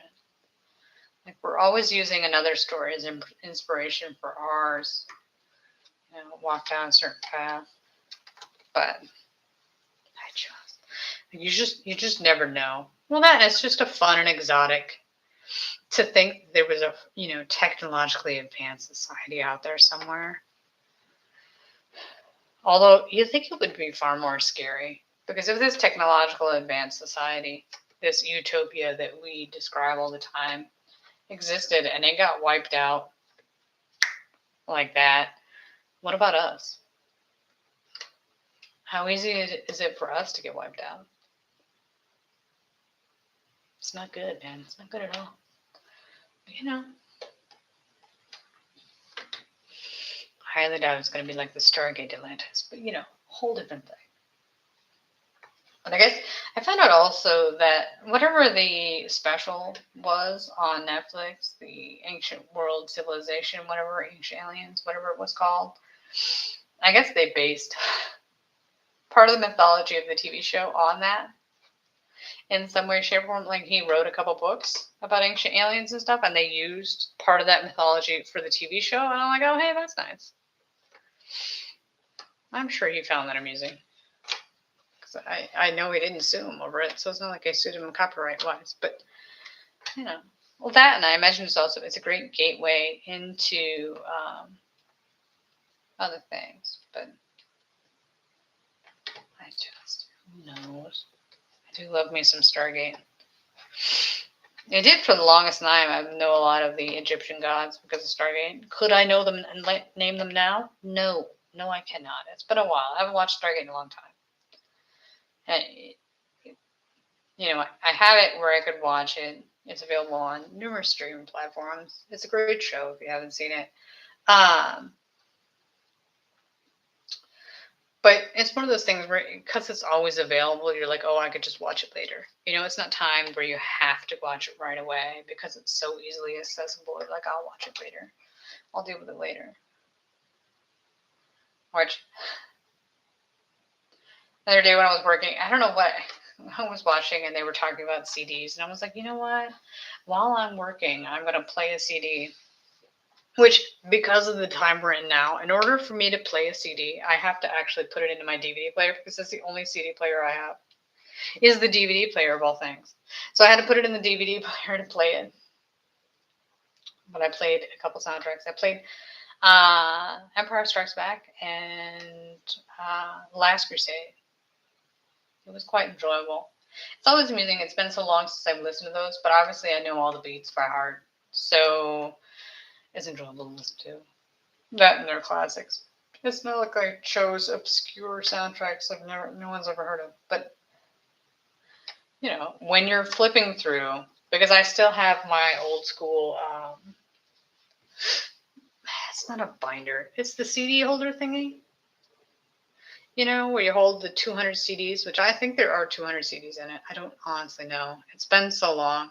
Obviously, it's the CD collection I've been amassing since the mid 90s. So, you know, it's a lot. I got a lot of soundtracks in there, which it would have been nicer had I been able to plug my iPad. Oh, is it an iPad? No, it's an iPod Classic. You know what? If I could plug my iPod Classic in and use that, but alas, I have a Chromebook, and the Chromebook is not compatible with the iPad Classic. So all that music that I have is just sitting on the iPod Classic. And joy of joys, it's also the screen is broken. So it's not the screen itself that's broken; it's the light. The backlight is broken, so I can't see it and read it easily. It's a pain. It's very annoying. It's very annoying. You know, it's the small things. How did I break it? I think I washed it. I washed it. Me and technology, we're not the bestest of friends. It's why I have a Chromebook, which is what I'm streaming on, is because it's cheap enough. If I kill it by accident, I won't cry tears of blood because I just spent who knows how much money on a laptop that I just killed unintentionally. Like I had one once, I actually dropped it on its side and dropped it on the plug-in port, like it was the plug was in the port, so that way it cracked it and broke it. Like I realize you can possibly fix those things, but I'm not tech savvy in that way. And it was just kind of a, are you serious? Like, how did you do that? How did you just break that whole thing so that it could no longer charge? Which, a great thing about a Chromebook, never mind the fact that it's cheap, it also has plugins on both sides. So if I were to do that again with this one, all I would need to do is plug it into the other side. I still have another port to plug it in. And like the other day, it was getting a little bit slow, so I just power washed it. So if your Chromebook gets slow or behind or whatever, you feel like instead of doing a formatting, I think that's right. It's been so long since I had a Windows. Yeah, you know when you format it and make it all nice and pretty? No, I just power wash it. Because it's a Chrome, you can just sign into your Google account and it's going to bring everything up. So it's not like you're really going to lose anything. Like I'll go through and make sure like all my files that I have are saved on the drive, so it's not going to get lost. But after that, like it's not necessary or good because you can just plug that in, refresh it, do over again, done. Like it's all good, and then it'll work. You power wash it, it goes back to new settings. So it's like you have a brand new Chromebook again. So I've done this numerous times. Like it gets slow or wonky or whatever. You just feel like it's just not doing what you want it to do. Power wash takes like 5 minutes out. Try again. I recommend. You know, I've done it numerous times. Although I imagine partially it's just because my internet has been stupid lately. It keeps every once in a while be like, you're not connected. And I'm like, how the hell did you lose it? Like, you know, after they went through for a while there, they'll send you a text message and say, hey, because I have Xfinity, they'll send you a text message to say, hey, we're working on, there's some sort of problem with your internet in your area, so we were working on it. It should be fixed in whatever time. Like it did that for the while, and now we have this. Like, well, you fixed it great, asshats. Fixed it great. No? How about that one? There we go. Like, I'm so glad you did that because that really made it so much better. No, it did not. But, no. It's the wonder of technology. But that and you get what you paid for because it's not like I have the fancy, expensive plan, so. I mean, that and what I probably need to do, I need to unplug it and plug it back in. Like every once in a while, you kind of just, because it sits on all the time. I wonder if it's just annoyed. Like, give it a break, let it sit. I keep thinking about back in the day, we used to have a TV that was one of the gigantic box ones. If you're not old enough to know what a gigantic box TV is, just Google it. Anyways, so we had the gigantic box TV, but what you would have to do every once in a while, static electricity would build up in it, and it would make it not work right. So you had to unplug it from the wall for I don't know how long a time, not very long, like a couple minutes, and then plug it back in again to get the static electricity out of it to make it work better. You know, that's fancy technology. Oop, oop. This one goes right here. Fancy technology. See, how could you not find that one earlier? What is wrong with this system? I am so disappointed in you. I can't even.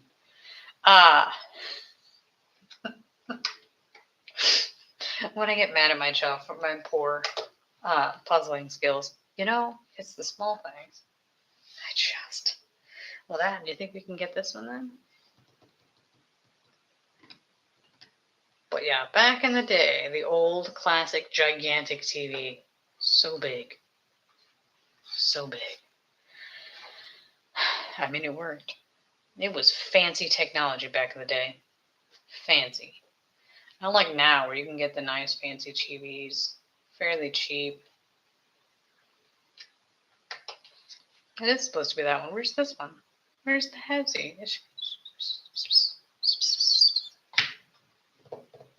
You know what?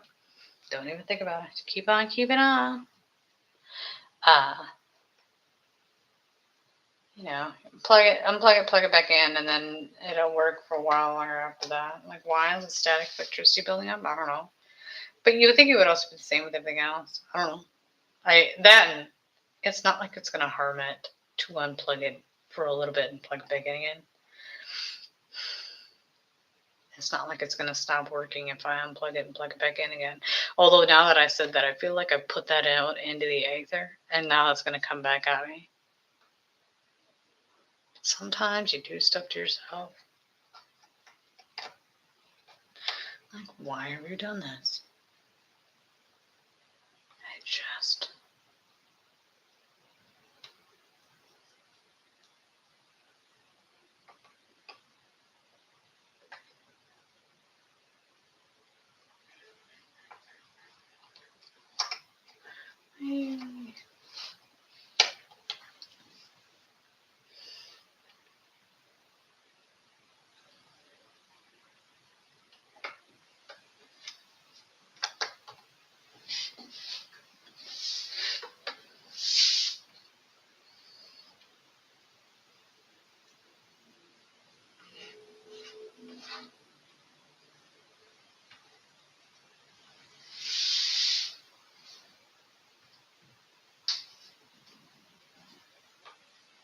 How about that one? Nope. Sassafras.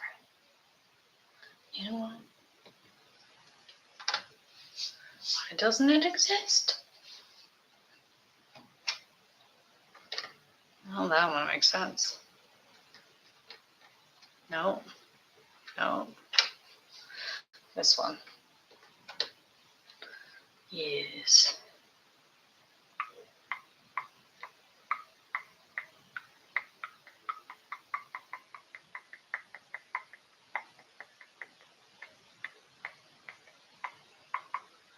Sassafras and direct nap.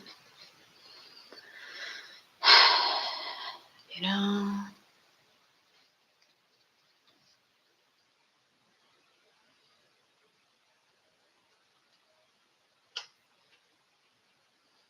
They should be here because I have all the red pieces because I pulled them out because I let they go on the.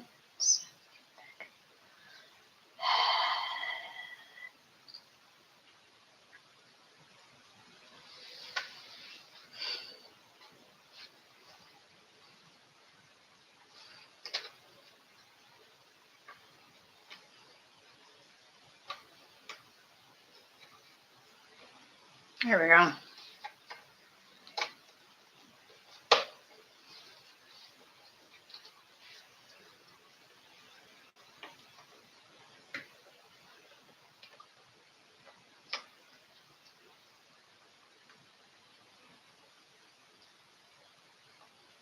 Really? Sassafras. This one. Nailed it. Well, right now, it looks like I did that okay job separating out the pieces. I say okay. I'm trying to be generous with myself. No greater joy than when you separate out the pieces and when you get done, you've got like 3 left. Like you separated it out so good. Like your next section will be pristine. Like you did such a great job. Obviously, usually that's going to happen when you've already done the puzzle once because you have a general idea of how well to separate it. I mean, I'm talking about myself. You may be far better than me at doing that. It's just, for me, that's always exciting. It's always a good sign. Like, take your accomplishments where you get them. Especially because I hate separating things out, like the time it takes, how tedious and annoying it is. I don't like doing it. So anytime I do a good job and I get it done quickly or it makes it, you're able to get stuff done faster, that I enjoy, that I feel proud about. Saving myself some time by doing a task I don't want to do. I'd rather not. Because I know even though it's tedious and I hate it, it does actually make the puzzle go by faster. Organizing it does make it better, at least in my eyes.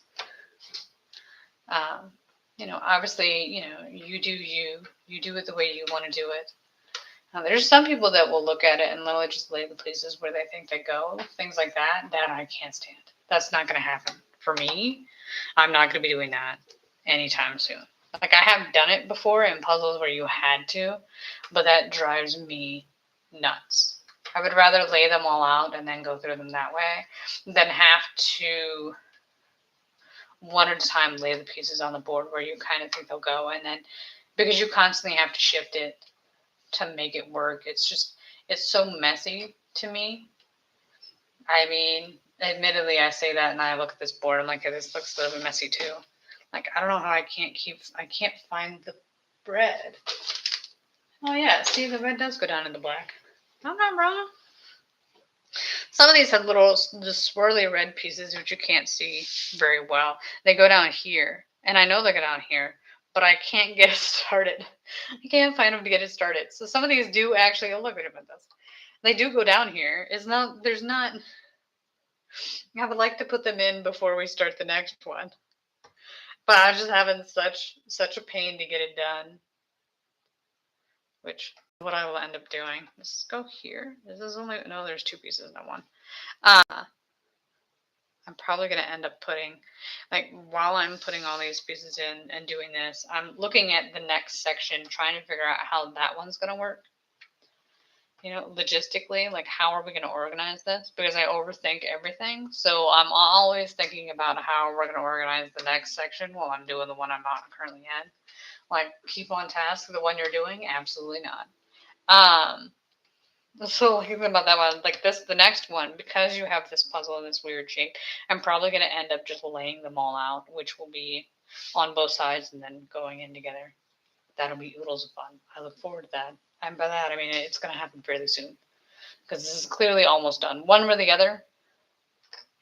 One of those things I always have to, at some point you're looking at like, okay, with this one, it's not a huge deal because I've already put so many pieces in it. It's not like you have a lot left over. But at some point, you will eventually get to the point where you're like, okay, you just need to lay your next pieces out and keep going because you're spending too long in this one small section. You don't know how many of the pieces you are missing because you didn't organize it well. So you're looking for a piece that's not even here over and over again. Like, just move on, kiddo. Move on to the next one and then come back later. Jeez. Although I felt like I had organized this. I thought I had gotten all the pieces that go in the middle, even if they did or didn't have red, but I clearly didn't. So, oh well. But there again, that also does sometimes happen purely because I hate organizing them. And you're like, at some point you get to the end, you're like, just toss them in there. It'll be fine. It'll be fine. We'll figure it out later. Like this one exists. It's this one. There we go. Ain't that exciting. But honestly, at this point, I could safely say it was pretty good. I'm slightly disappointed I don't have as much at the top as I expected. But whatever. Tis what it is. No matter how much I beat myself up over stupid shit, it's not going to change anything. So roll with it. I overthink things all the time. But that's what doing puzzles is for, honestly. So usually what I do puzzles for is to, if I have something I need to work through or whatever, I will, instead of sitting and dwelling on it and not accomplishing anything, I will do a puzzle instead. Doing the puzzle would put whatever is on my mind in the back burner. So it'll still be rolling around in the back of my head. It just won't be in the forefront in the way. It'll be back there rolling around. And sometimes by, putting it on the back burner, you'll come up with a better plan on what to do with it. Like you'll be able to come at it from a different perspective, or it'll, a solution will come to you while you're doing something else. It is a key thing. Sometimes if you have the time, if you're able, sometimes the best way to find a solution to a problem is just to set it in the back burner and let it sit for a little bit. You're stuck at work doing something, like, can you move on to a different project for a little bit? You don't have to do it for a long period of time, but just let it sit over there for a little bit and come back to you. Because if you're stuck and you're just staring at it and you're not moving, or you're spinning the wheels and, getting stuck deeper, like that's not actually productive in any way, shape, or form. Now you're making it worse. You're not actually being productive. Set it on the back burner, go do something else if possible, come back, take a break, whatever. Go and then come back, and then magically a new way will appear on how to get it done or something along those lines. Like you'll be able to look at it from a different perspective and come up with a better plan to how to deal with it. Or you'll find out the solution was right in your nose the whole time, but because you were spinning your wheels, you weren't looking at it from the right way and you just didn't see it. It happens. It's not just me, it's everyone else too. Oh, crap.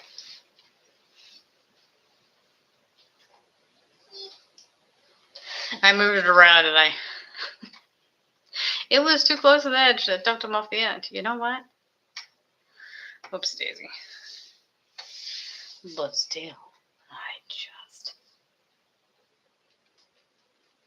this should be on the board right there. See?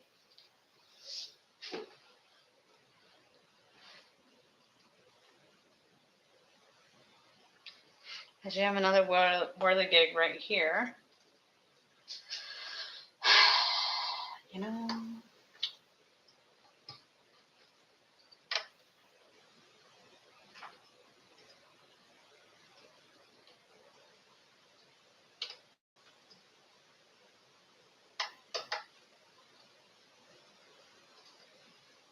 And do what I do is set it back in and then take it right back out again. You know what? There is a rhyme or reason to that. Partially because I have a tendency, sometimes you'll pull out a piece to try to compare it to others to see if you can find it, and then you forget where it came from. I do that. For better or worse, you're like, where did this come from? What did you pull it out of? Can you remember where it is? I guess that's one perk of the live stream. I have actually done it where I've rewound it to try to find where the piece was that I took it out of because I could not figure out where it came from. I do that a lot. Although it doesn't beat the puzzle that didn't go together so well that you had to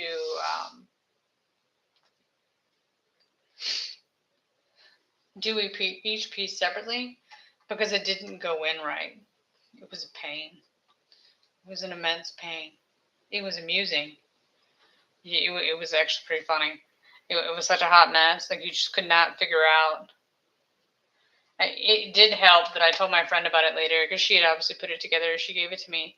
And she put it together first, and she's like, I had the same problem. I'm like, well, I'm so glad you told me that ahead of time, because that really would have, that would have been nice to know when I was in agony trying to figure out what I was doing wrong.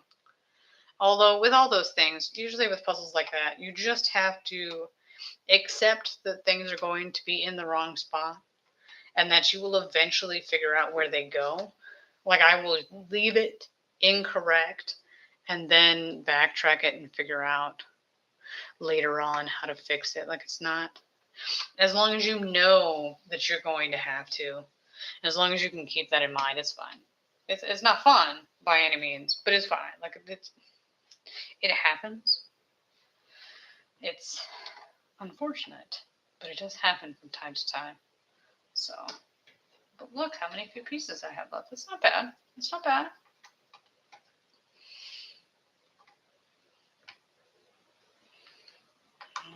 If you know what I'm going to do when I'm done with this, I'm going to watch another episode of the Forbidden Frontier, which is from Nerdrotic, which some people do and don't like because they consider him to be right-wing. I genuinely don't care. As long as you're not extremist crazy, I genuinely don't care. You know, everybody's got their opinion. I don't find anything wrong with the things he said. Well, that's probably not the correct answer. Sometimes he can say things that I don't like, but I wasn't raised to throw someone away because they said something I didn't like. You know, that's not really the be-all, end-all. You know, obviously I don't know this person at all, but I judge him to be the type of person that, you know, he's very much a you're entitled to your opinion, I'm entitled type of mind. So I'm going to take that vibe and give it right back to him. You know, he's not going to force it on me. I'm not going to force it on him. 'Tis what it is. You know, there's no one you will meet that will have the same opinion as you on everything. And if they say they do, they're lying. So, you know, I mean that truthfully, though. Yeah. If they say they have always the same opinions you do, they're lying to you. And lying isn't good. Because at some point you're going to find out. And that's going to really damage you. So, you know, be careful of that. It's okay if they don't have the same opinion as you. It's all a matter of whether or not you can talk to them about it.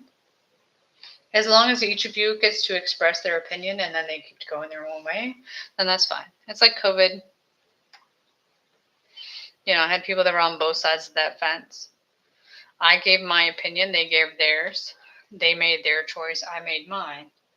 But that did not affect our friendship in any way because we both respected each other's opinions, allowed each other to have our opinions, and that was that. You know? Like, I may not like the choices you made, but, you know, you let me express my piece, I let you express yours. You chose your path, I chose mine, and that's that. It's okay. It's fine. It's not the end of the world. You know, that's not why we're friends. I don't have conditional friendships. Well, that's not entirely true. In some way, you could say they're conditional, but not from that. How far over does it go? It goes down here like this. So I'm still missing June. Like this. And then here's this one.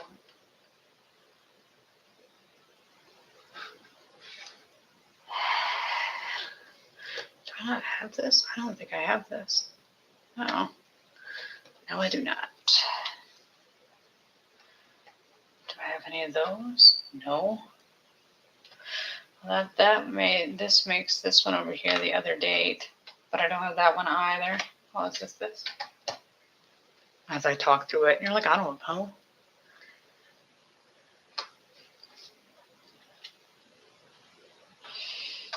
I mean, I don't know exactly how those work. Whatever. Okay. Why are these up here? Don't ask such questions.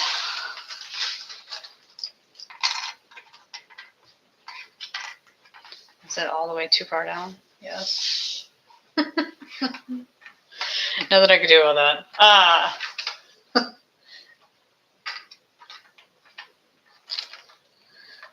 You know what? Why are you holding them in your hand and pushing the other ones? You know what? Don't ask such questions.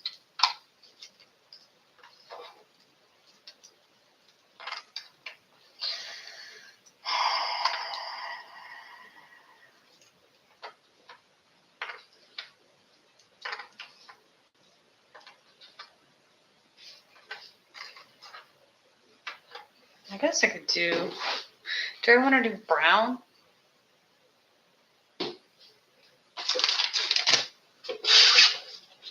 The brown for his hat and the thing, and then do the rest of it? That sounds like a plan. Sounds like a plan.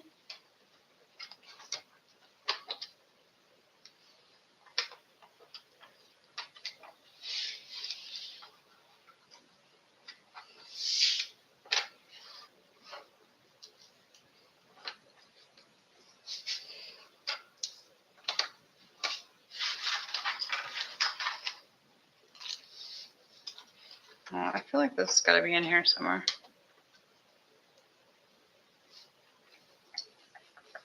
I'm going to put that in there.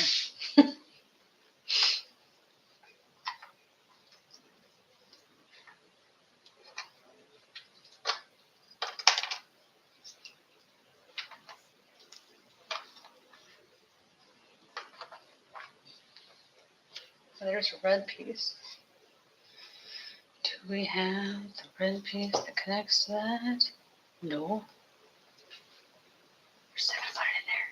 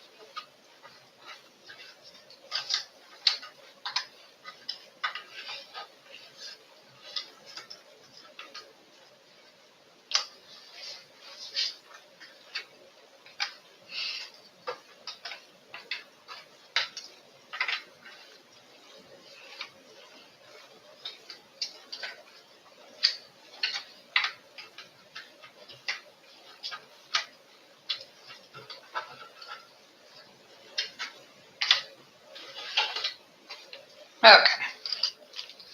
Oodles of fun. Oodles. Okay. It's gonna be a bit cramped. It is. It's fine. It'll all come out even in the end, kids. Because this will be the head, the guitar, and the missing bass should be in this too.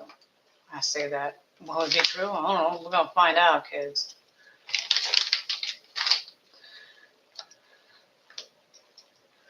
But it should whittle down fairly quickly.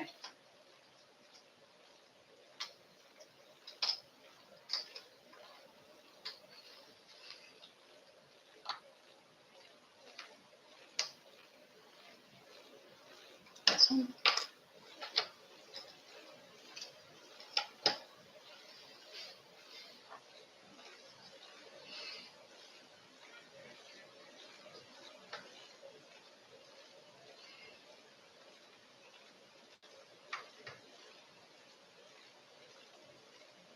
It's always a good sign.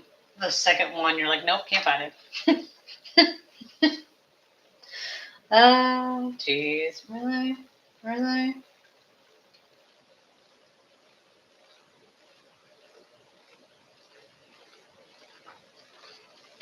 This one? Nope.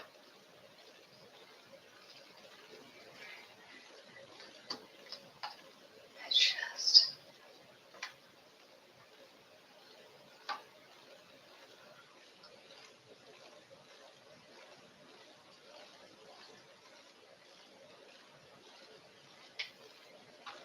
How about this one?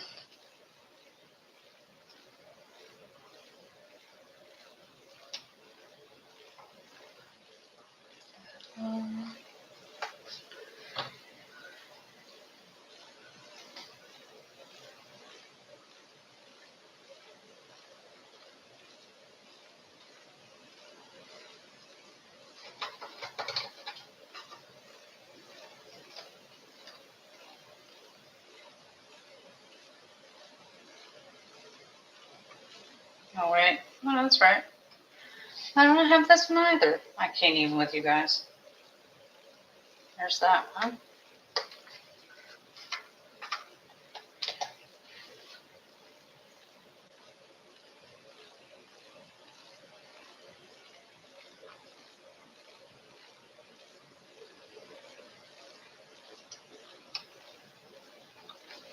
That's a good sign. I literally cannot find it.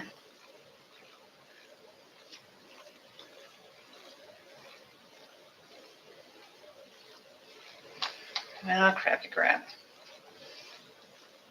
Fine then, be that way.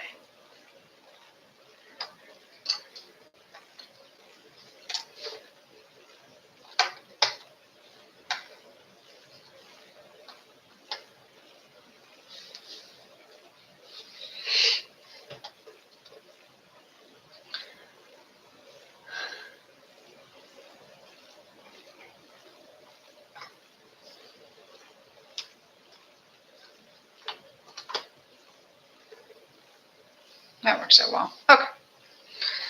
So then these go here.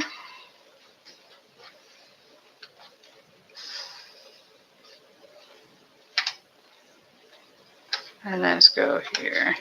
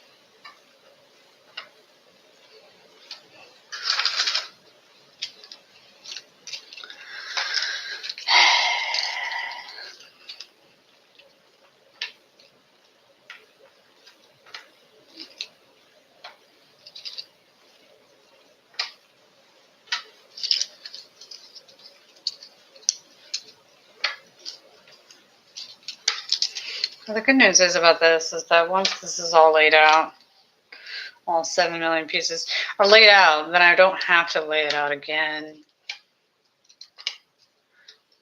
I can just finish it off.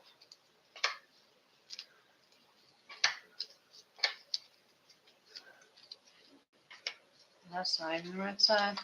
Oh, that's a possibility. That the piece I'm looking for isn't even here. Slightly amusing, honestly, but not entirely impossible. As I just keep moving it up. Moving it up. I just don't want to have 2 rows.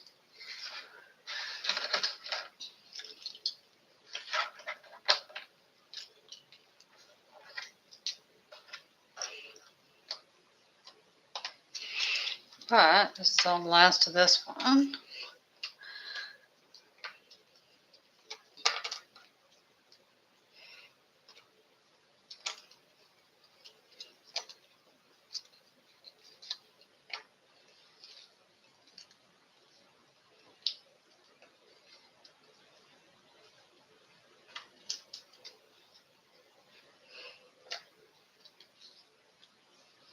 Oh, that's his shirt, not his thing. Whatever. Don't know. Don't care.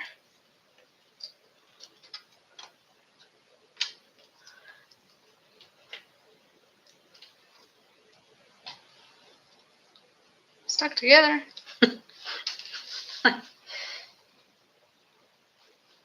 10% roll. I kind of heard to lay it out if it's stuck. Okay, and then this one is our last group. Although I wonder if I can get some of these before I do those. Is that too much to ask? Maybe.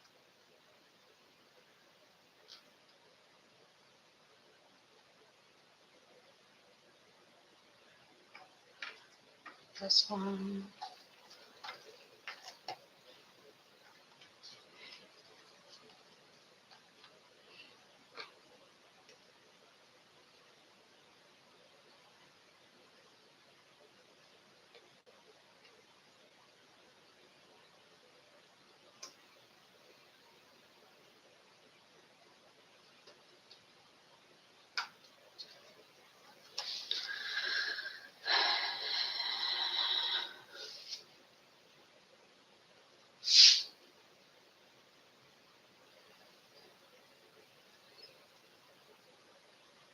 I always have a preference of which way I want, this one, to try to connect the pieces in. So that way when I have to do it the opposite way, it drives me nuts. Nuts, I tell you. It's all preference though. It's not actually it's necessary. Just for whatever reason. All that doesn't help, also partially, is because obviously you have the cameras sitting right next to me. So I'm obviously aware of the fact that it's right there in my way.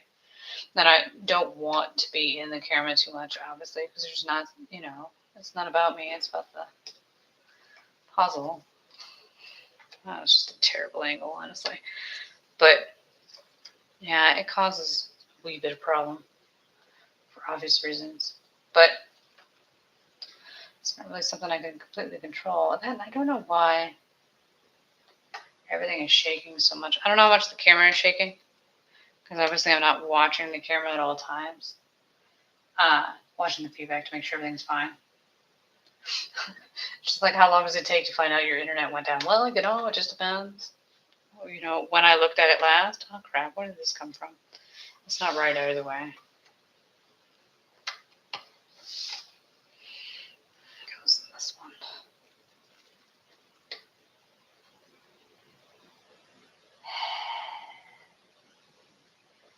How's this one stuck? And then how's this? Okay, so it's this way. I don't know if that's the way I checked it last time or not. Oh. But the joy of this is we do whittle it down a little bit. That way, when we get to the other section, it's not like I have 5,799 pieces. It's only, 4. Obviously, no, that's not how big this puzzle is. But that's the way it feels when you lay them all out. It's a little bit messy, admittedly, which obviously drives me nuts because I talk about it all the time. Not really something you can completely control, but it's still annoying to me. I would rather it not be so messy, but tis what it is, kids. Where's this one? Did I not look for this one last time, or did I not find it? But that'll whittle down the number of pieces in this row. So clearly it is organized fairly decently. And the fact that I'm able to whittle that many pieces off.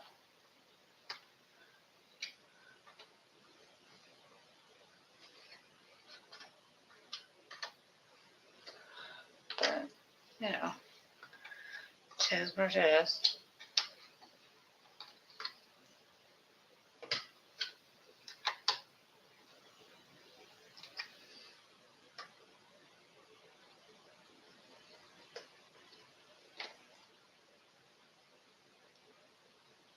And that'll make it easier.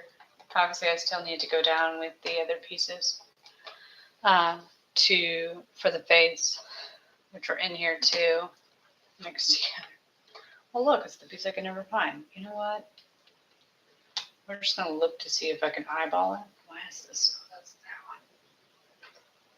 one. And see if I can eyeball it. It would be slightly amusing if I was missing a piece. I doubt I am, though. I think I'm just missing it while I'm looking. I'm not missing. I'm just not seeing it when I'm looking for it. Just two totally different things.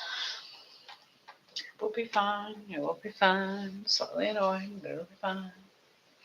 It'll turn up eventually when you whittle down the other ones. It'll magically appear. Looked at it 16 times and missed it every time. The small things matter. But, I almost got those down to having just one row. That's exciting. Something to look forward to.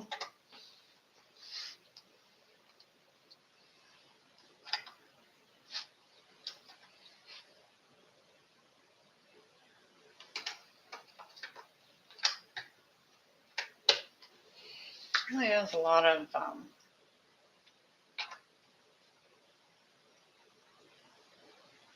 different shapes.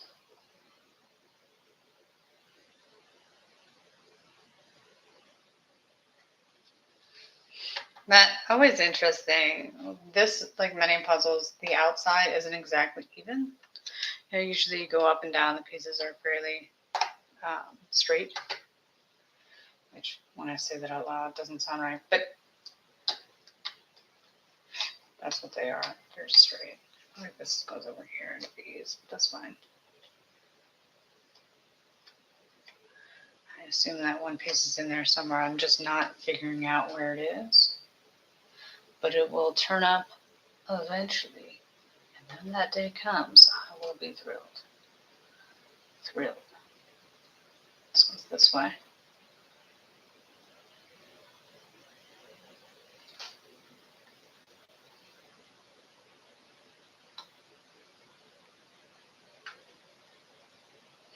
Getting to the outside. There we go. With that one.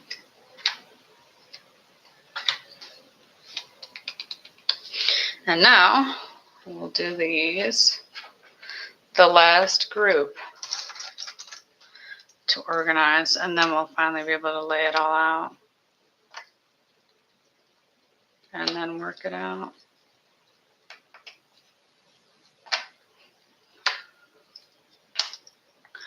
Obviously, the one drawback, I like to work with the pieces down here and then the puzzle the other way. I do actually prefer the puzzles the other way, which now that I've said that out loud doesn't make sense. I like to, instead of having them long this way, I like to have them wider, not longer, taller. Because that way you can have the pieces underneath and then just push the puzzle up as you find the ones you need. Versus this way, it's all over the place. And I gotta try to figure out how I'm gonna get I'm just going to do another row of those things, honestly. All the pieces on the side, because yet again, with the camera being here, it's in my way. And I don't want to constantly be reaching over in the line of the camera all the time. It drives me nuts. But alas, nothing I can do about that. Not that I didn't know that was coming either. I knew this was a problem, but this is what we've done.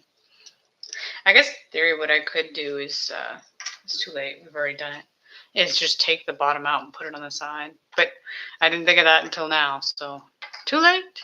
We've got too many pieces on it to move it. And if I do move it, then I'm just going to have to rejig all the pieces again. Like, why would you bother? Like, just don't. Let's just move them over here. Out of my way. But, you know, 'tis what it is. But I will. I mean, I still might do that, though. It actually does sound like a great idea. But I can't. The pieces are in my way, which doesn't entirely make sense. These, like, I've already set them up. They're now in the way. Like, if I were to move it to where I want to move it, it's not gonna work. It's a sad, sad day. Gravity, gravity, grab. But, you know, oh well. What's done is done, kids. What's done is done. But at the very least, because I put those other pieces in, I do have more room for these to go up in here. Although I may end up putting some of them down there because I just don't want to deal with them anymore. And they're now in my way. Ain't that the truth of it? Like, whatever, man. Whatever.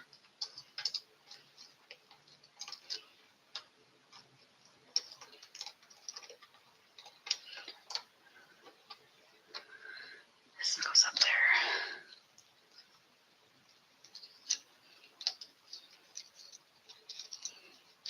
This one goes in here somewhere. That's right.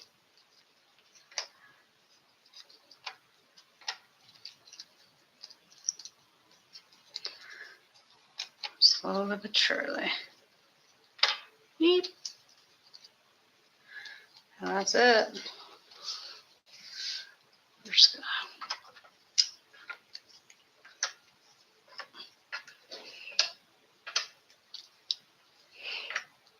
I wouldn't be surprised by it moving these back over here because they're too far away. My arm isn't long enough. Too fucking short. Okay. Let's do this. See if we can't find these.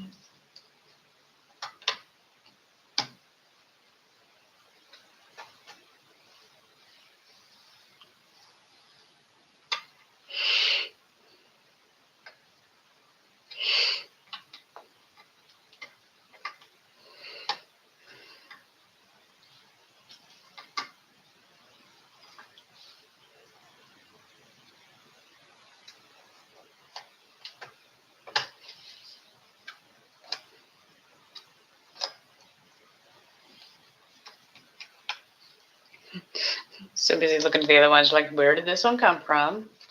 What does it go to? How bad did you mess it up?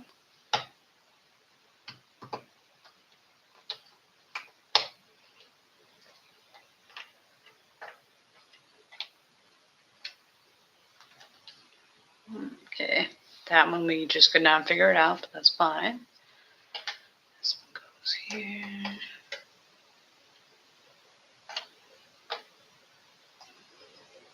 Now one of these goes one way, the other one goes the other. Ain't that the truth of it? And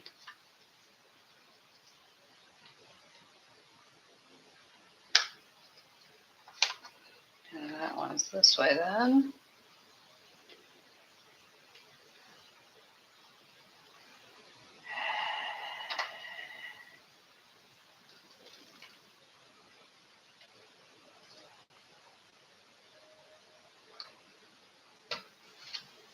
That was a failure on my part.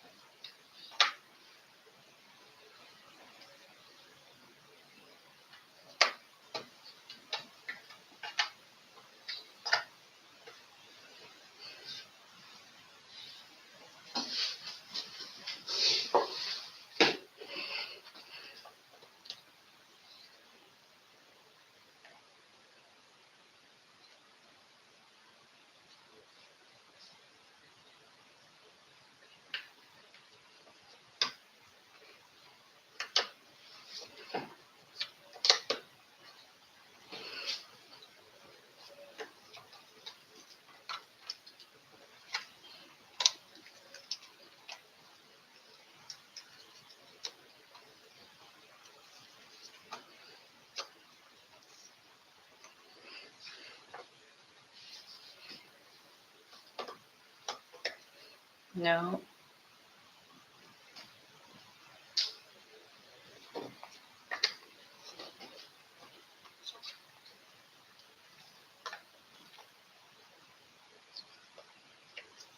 There's that one.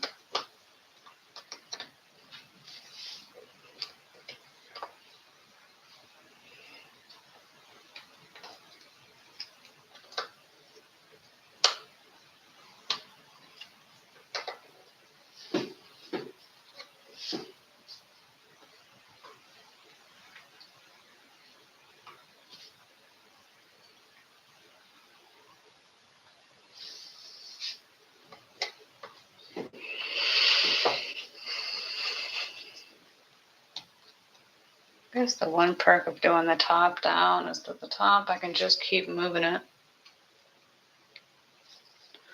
Keep on jigging it up.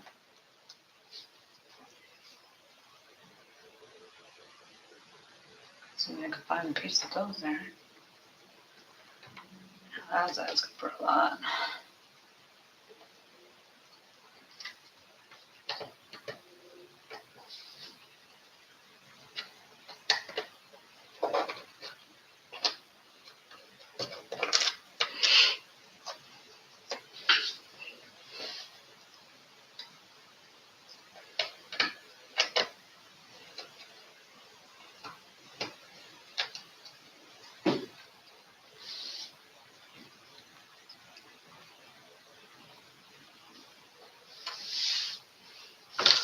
Neat.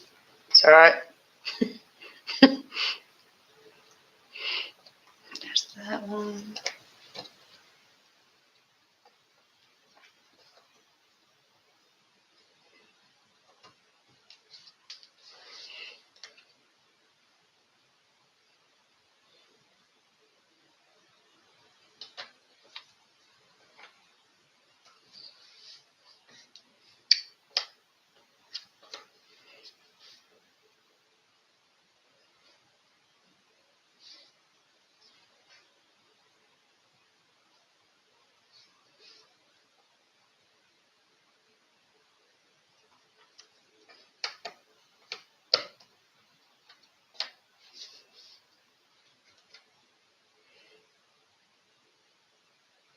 Definitely got the part of the puzzle where you're just zooming through and not thinking, hey, you're supposed to be talking. Like, man, I don't know. Just plugging the pieces in at this point. Just running it down. One after the other.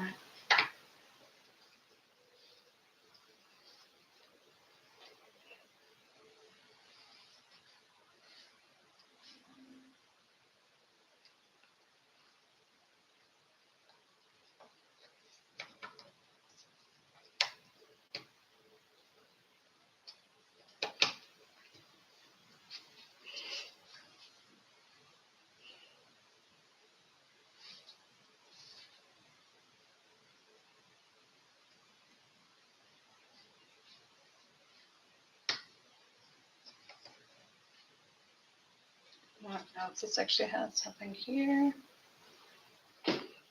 Or if it's inside the other pieces. you know.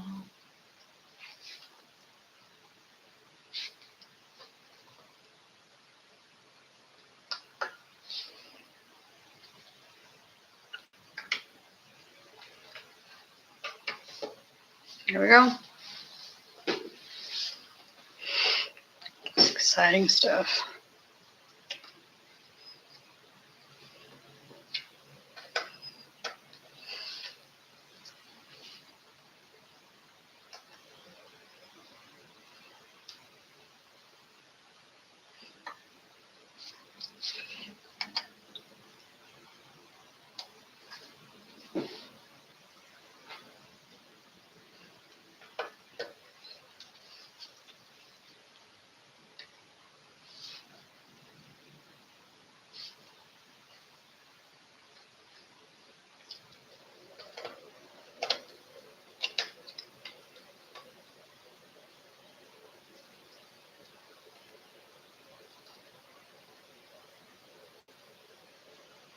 It has to exist, kids. There's this one. It's the one drawback of when you put it on something else is that sometimes you can't see exactly what it is easily. But alas, when you're all cluttered up together, it's inevitable. It's clustered up, stuck together. I think I saw this one.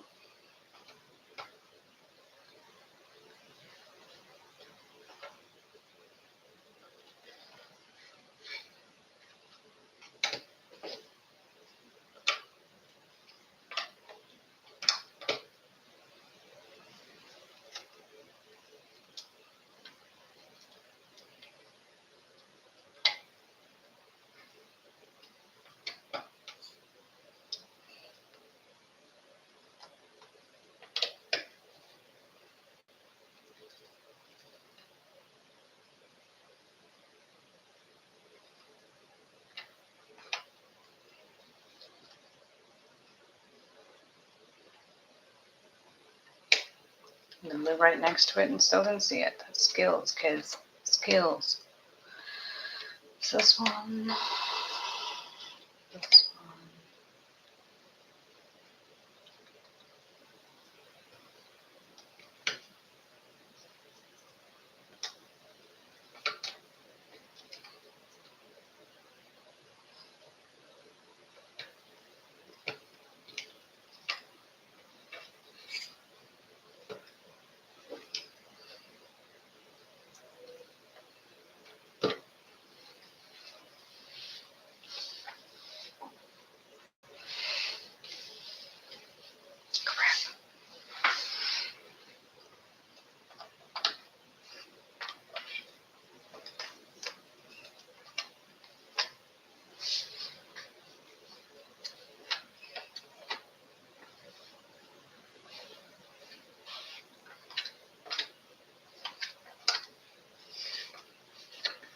one. Okay.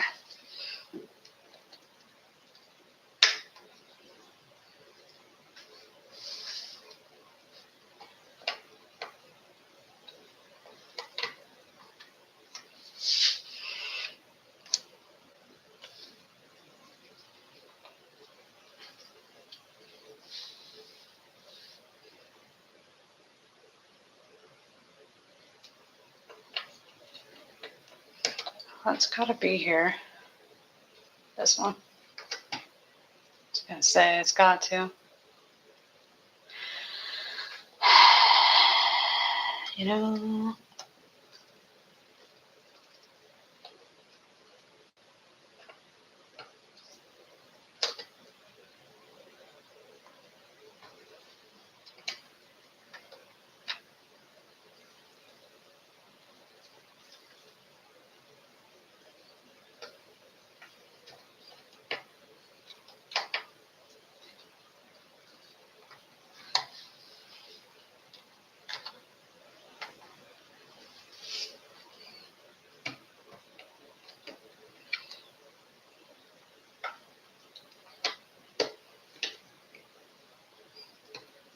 There's eyes.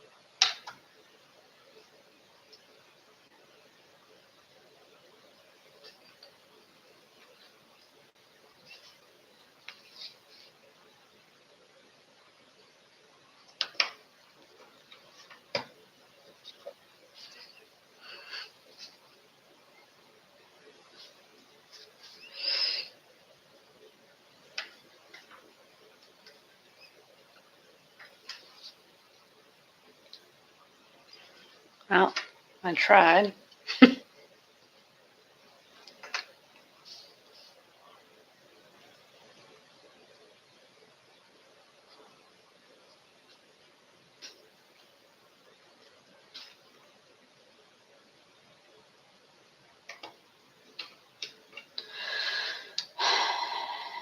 Trying to get these in that way.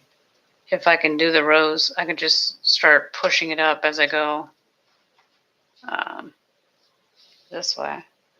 Because obviously it's not as high as it needs to be. No, can I find that piece? I absolutely cannot. I just. Like, all you need to do is find this piece. Oh, failure. Abject failure. Well done. Well done. I just. See if we can't whittle that way and see if we can't find it then. No. Why would we be able to find it? That's foolish, Tom. Foolish, I tell you. Foolish.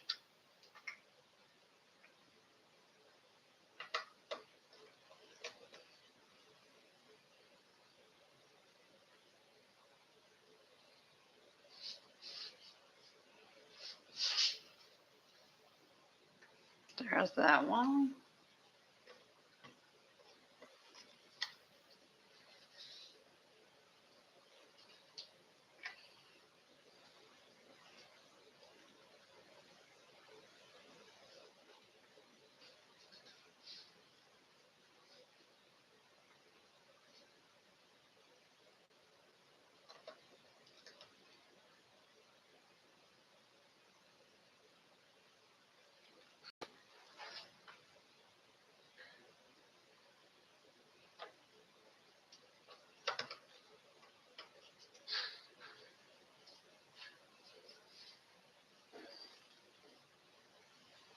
It's the small things. There's that one.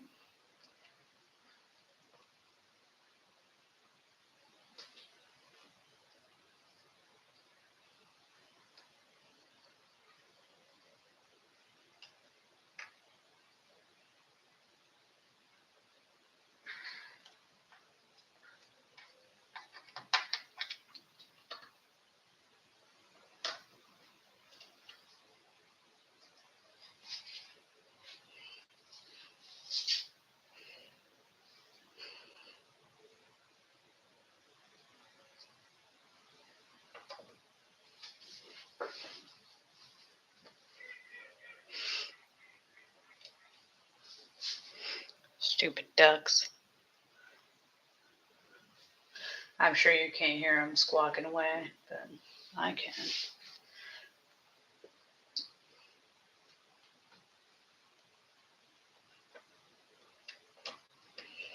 Okay.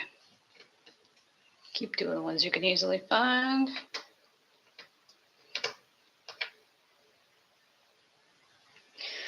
Deal with the other troublemakers later.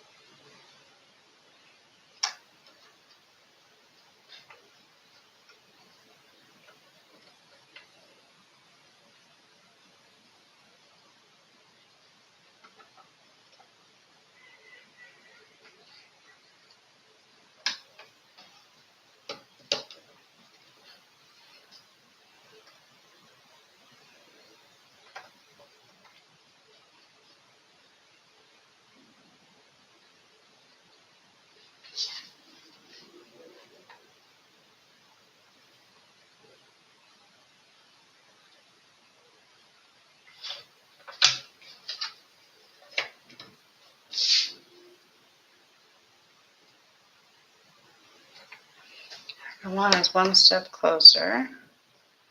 Look, it's that one. No idea. Like, don't even try to find that one. You've already tried to look for it like 4 times. Give it a little bit of time. Let it sit. Maybe it'll magically appear, as pieces love to do. Anyone's ever did a jigsaw puzzle, they just magically show up eventually. I mean, how you missed them the first time, I don't know. What's done's done, kids. Keep on keeping on. Keep on rolling. Which, I wonder if it'd be a good idea to rip out the blues and then put the blues here, and that way. Oh, that's a good plan. I'm like, oh, great googly moogly, what are you doing now? Well, kids.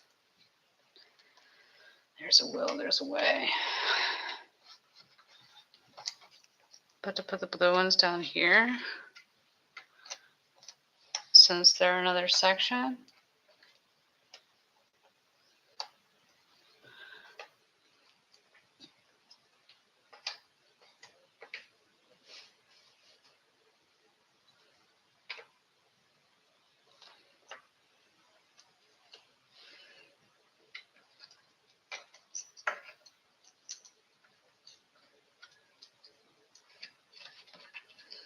That way, I won't be as cramped. I don't have to go as far to pull the other ones out. That's the small things in life. And they fit. Ain't that exciting? And this one goes here.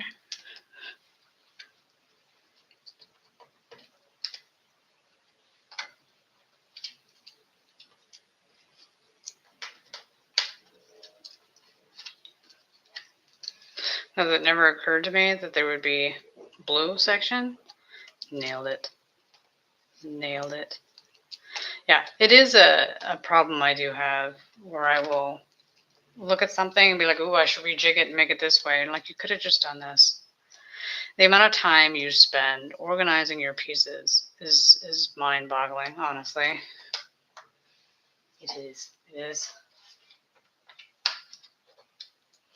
But it makes things cleaner. So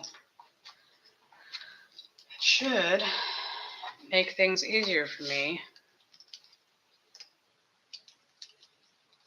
when I'm finding the pieces I need. Should being the operative word there, but it's the lie I'm going to tell myself until it's not.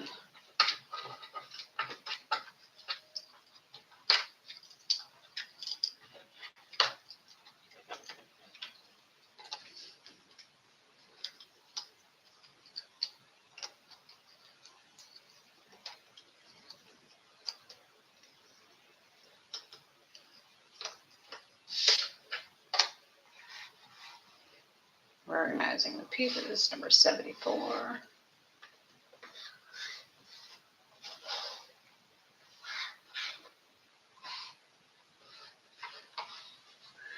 Which, if you watched some of my other streams, I once talked about a court case with a woman named Laura Owens who gave a blowjob to a former bachelor from the reality show The Bachelor. She gave him a blowjob and then claimed to be pregnant. And then when he didn't want to be in a relationship with her and didn't do what she wanted him to do, she took him to family court to, get a court-ordered family plan in place because, he wasn't doing what she wanted him to do, which is insane, but, neither here nor there. So she took him to family court. He said, I don't believe a single word you're saying. Like, prove the kids are mine. He got a DNA test done, which apparently you can do a DNA test using the mother's blood. Because I guess fetal DNA ends up in a mother's blood when she's pregnant. And the blood test came back showing that she had little to no fetal DNA, which means she probably wasn't pregnant at all. And because I guess not only does fetal DNA end up in the mother's bloodstream, but it lasts for a while. So even after you have the child or if you miscarry, the fetal DNA will still be in there for months, possibly years. I don't remember how long, but at least for months after the end of the pregnancy. So even though she claimed she was pregnant with his child at the time when the DNA test was done, it showed that there was nothing there. So it showed that he had no kids, but she still was like, oh, the test is wrong. It's not right. I still want child support, whatever. Her last court date when she was still allegedly pregnant, she was 25 weeks long. And then after that, she said that she had spontaneously miscarried at some point in time and not realized that she was no longer pregnant. And in order to get around the legal problems of saying that, she said that she miscarried before that court date, because in Arizona where they were, if you miscarry after 20 weeks, you're required to have a death certificate. So in order to save herself from that, she was like, oh, hey, this. But, did she go to a doctor when she allegedly miscarried? No. She called telehealth, and they said it was all good, and she didn't need to go to a doctor unless she was bleeding profusely or something. I'm like, you still need to get checked out. Because if you don't miscarry completely and perfectly, you can go into sepsis and die. So clearly, no, that's not how that works. But that's what she was going with. And, but she decided she wanted to drop the charges, and he was like, no, I still don't believe you were ever pregnant. You've already dragged me through this far. We're going to the end. So eventually she did end up having to go to the trial, testify. The judge declared that she was never pregnant. She was never pregnant with his child. It was all bullshit. She'd made it all up. And then after that, the judge recommended that she be charged with perjury by the state. And the state actually did charge her with perjury. did a search warrant on her place to try to find evidence of it, things like that. So she's going through that. And the trial that proved that she was never pregnant with this child, he had subpoenaed witnesses because he's not the first person that she's done this to. He's actually at least number 4. So he's subpoenaed 2 and 3. I think it's 2 and 3. Number 1 has stayed hidden for obvious reasons. I don't really blame him. She really doesn't let people go. She just destroys their lives with lies and, harasses them nonstop till the end of time. Just horrific. Horrific. So Clayton Echard, the Bachelor, subpoenas these guys to show up to court. They show up, and one of them, Michael Maricini, she's still harassing him, treating him like shit. In the end of their relationship, he tried to get a DVRO against her, and in retaliation, she got one against him. She was able to evade service, so because they weren't able to serve her, he wasn't able to get a DVRO against her, but because she was able to serve him, she was able to get a DVRO against him. And he didn't have the money, and he was hoping that maybe she'd just leave him alone if he just signed it. Like, he didn't want to be anywhere near her. He just wanted to escape her. He was at the bite your arm off to escape the trap part of the day. So he did that, but that was not enough for her. So she renewed the DVRO in 2020. And yet again, he didn't fight it because I don't know if he could, number 1. And number 2, he didn't have the money. It's not, lawfare is not cheap, kids. You need a great deal of money to do that, which he does not have. He could not do it. So he didn't.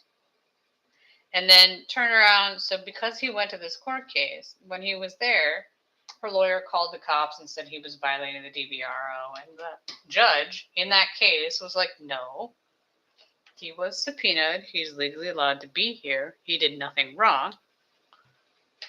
But they still raised a fuss about it, even though the judge said nothing is wrong. They had actually gotten extra security to be there for that day of trial. So that way, you couldn't say they didn't plan ahead. It's almost like they knew she was going to pitch a fit like a toddler, and they were prepared. I mean, who knew that was going to happen? Everyone knew that was going to happen. I would assume that they saw the hissy fit they threw in earlier court documents, and they're like, yeah, we're going to need to cover all bases. So when she pitches a fit and says we did things we didn't do, we have documents to prove that that's not true. So she then goes to California, which is where the DVRO is from, and requests a lifetime DVRO against him. Keep in mind, if you have a DVRO, if you go to apply for a job, when they do a background search on you, they were going to bring that up.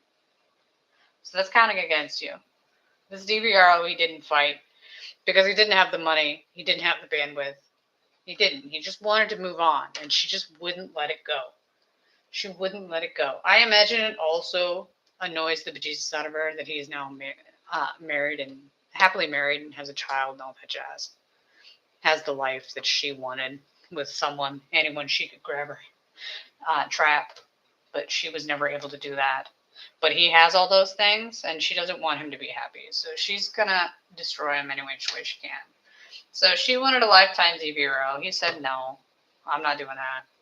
So because of the Clayton Echard case, got all that, the internet, enough of it, heard about that case, they crowdfunded his court costs so that he could go in and fight the permanent DVRO.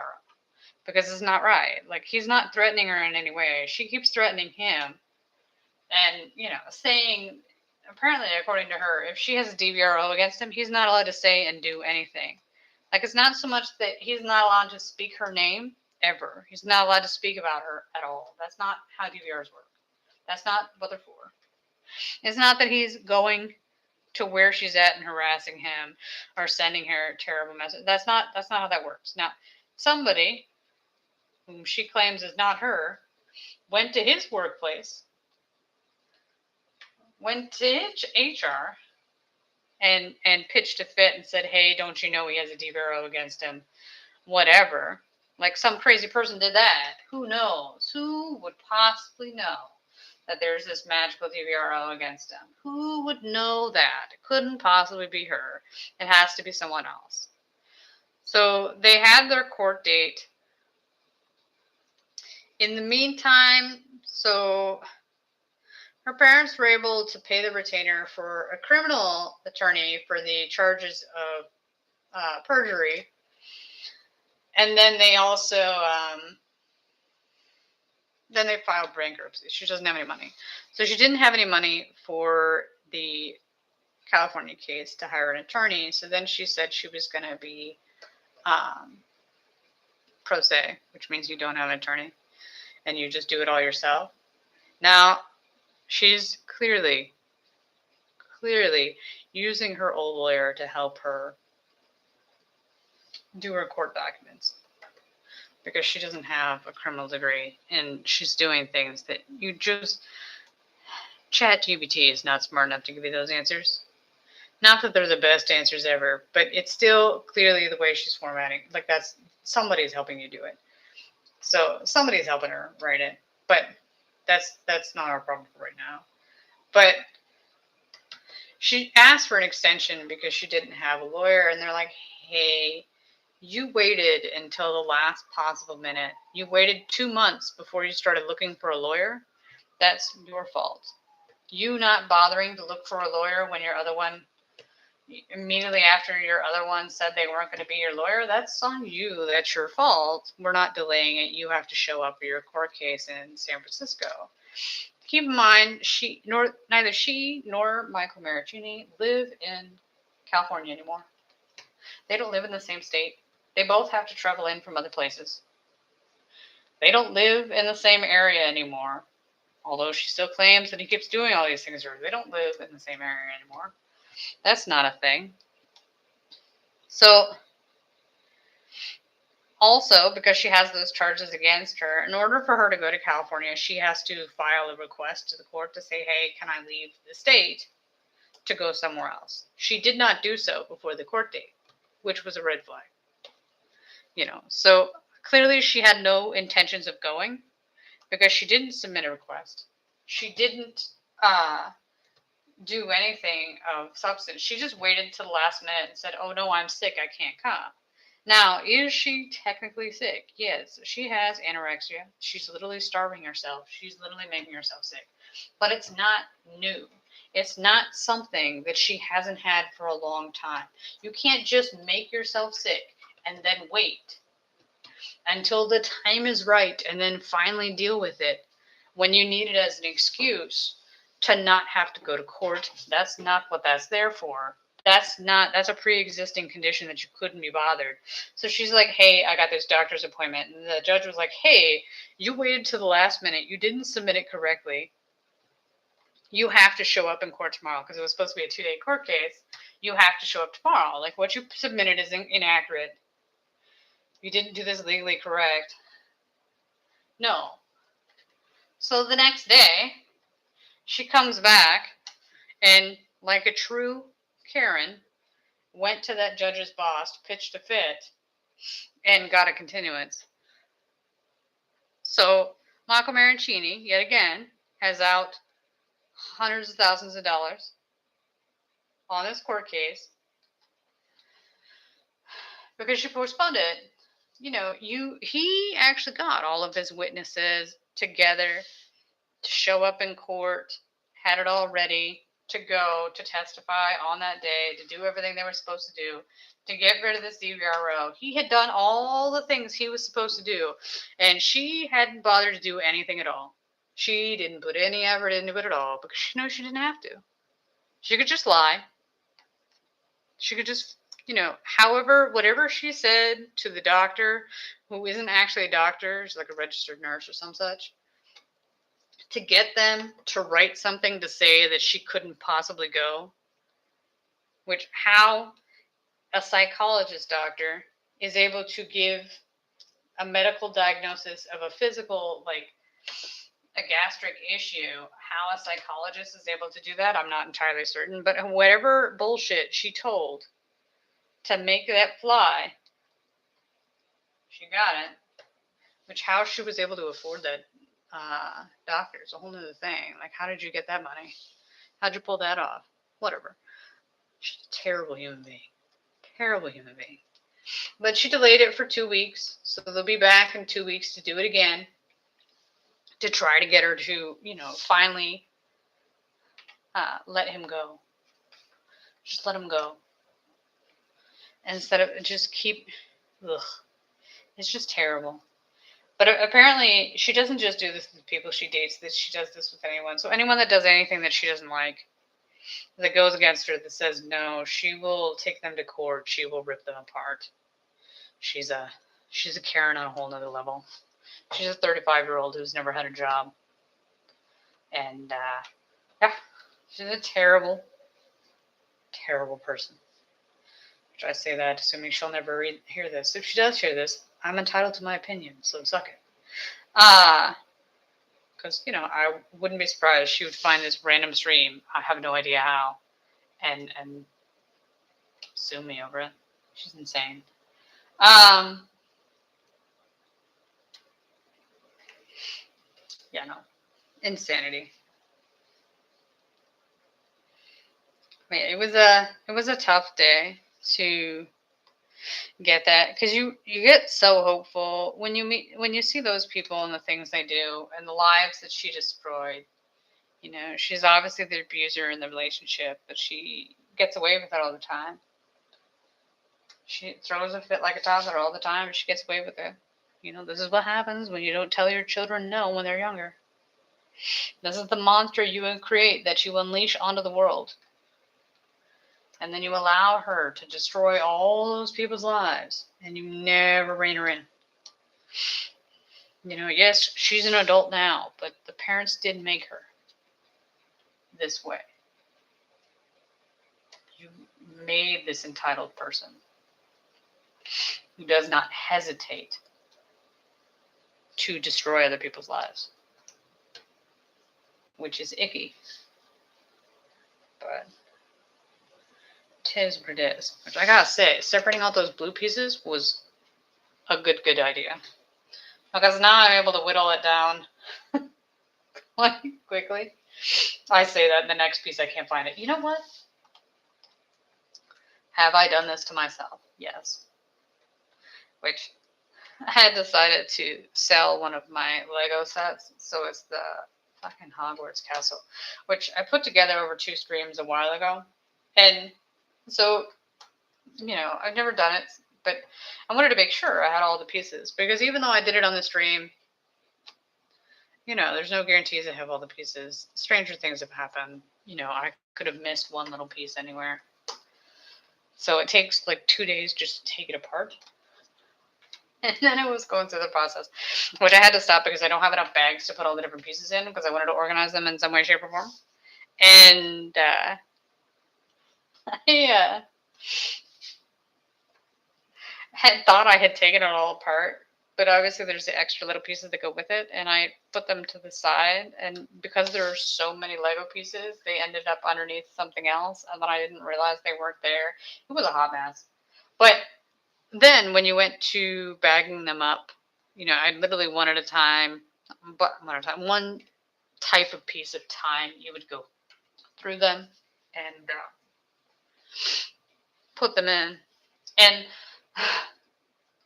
I was doing that, and I'm like, where is this piece?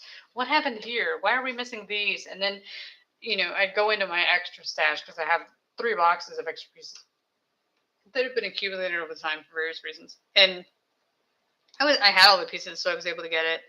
Until eventually you started getting the ones where you didn't have any extras. I'm like, okay, this piece exists. I didn't lose it. This piece has been...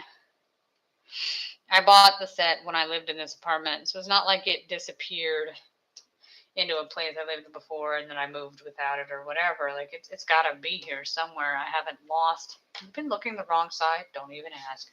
I haven't lost it. It has to exist. So we're going to have to keep going through it. And then I realized that under the bags of Legos that I'd already separated out was a couple different pieces that I hadn't taken apart yet. And that's where the pieces were. So the ones I had pulled out of my extra stash were actually in there too. And I'm like, this is a catastrophe. You have just so much, so much. It was slightly amusing, but also very, very annoying. Both. It's both. Like, you're just so disappointed in yourself. You're like, really? Why have you done this to yourself? But 'tis what it is. I was able to figure it out in the end. I was able to get it done. Well, not done, because I meant the section I did. I literally did 2 colors. It took hours to do 2 colors. And then I was like, you need to go to like Dollar Tree or whatever and buy more bags, which I refuse to do on the weekend because I don't shop on the weekends because I don't want to deal with people on the weekends. There's a theme here. I don't want to deal with people on the weekends. No, I do not. Hard pass. But yeah, I wonder if I could go up and do these real quick and then get rid of some. No? Would that be too much to ask? I feel like I would. But it's such a pain. It's not that it's a bad set. It is a great set. It's just gigantic.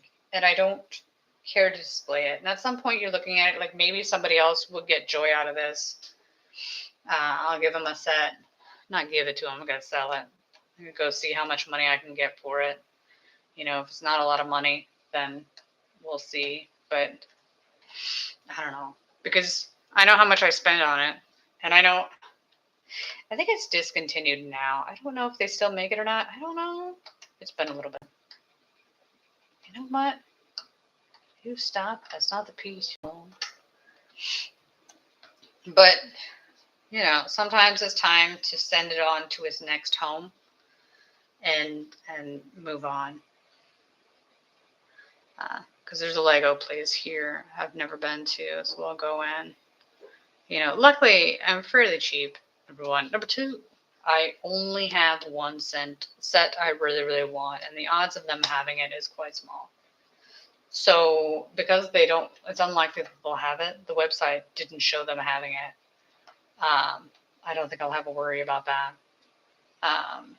So, I should be fine.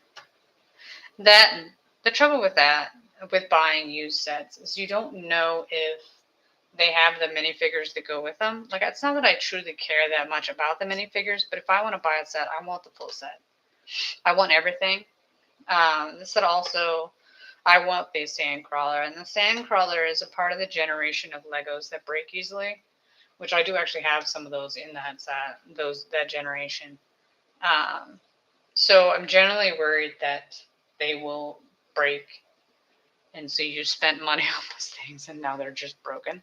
I don't know if I'll put this in here at some point. But that's, at first, I got to get bags to organize them all. At the very least, even if I don't find a place to sell them right now, it's still going to end up in a box, all organized and separated, sitting somewhere, because it's not going to be displayed. It takes up too much space. I don't want it in my way. It generally annoys me. And then, whether or not I get around to taking some of the other ones too, because I have some smaller ones that were given to me as gifts, as whatever, to see if I could sell those too. I don't know. Because, there's how much you kind of want for them, and then how much you're actually going to get from them. So, it depends. That, and I imagine I would get more from other sets that I don't want to sell. So,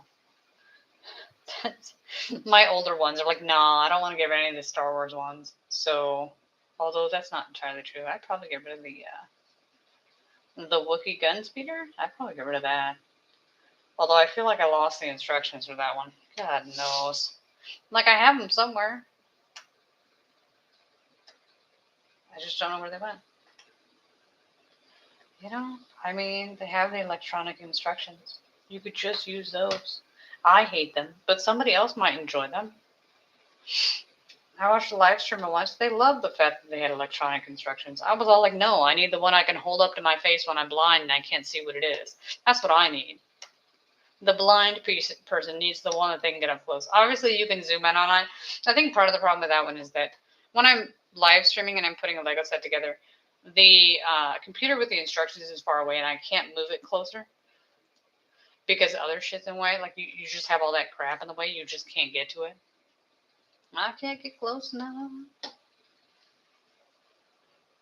Look at all these pieces. We're just whittling it down. Where's this one? Is it this way? No? So weird. That's this one. But yeah, it's as always with all things, I've obviously been thinking about it too much. You kind of just gotta go and do it. With all things, I'm not good at haggling, number one. I'm not good at people, number two. So it's more of a making myself go do it. I don't want to. It's gonna be awkward as hell.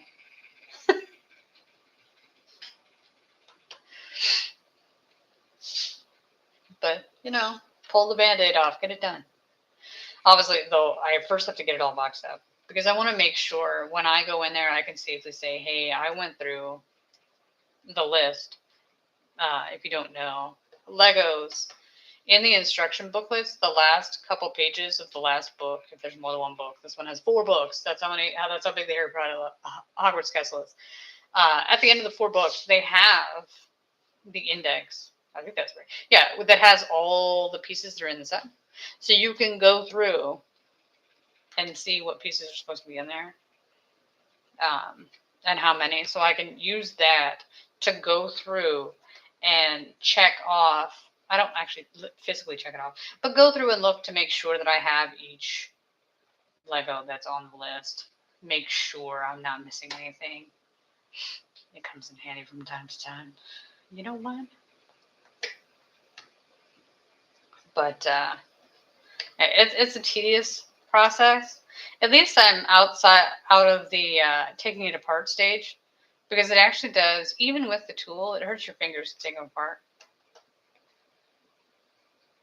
I think partially that's just because I'm so used to using my fingers because I'm of the generation where you didn't have the fancy tool.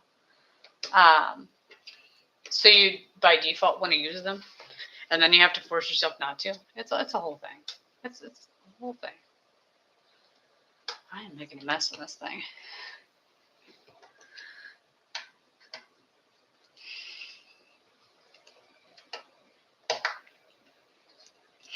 Well, you could say that I did separate out these fairly decently.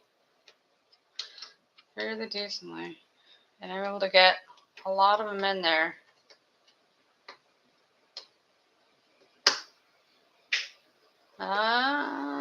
Son of a bitch. Oh, there's a tie.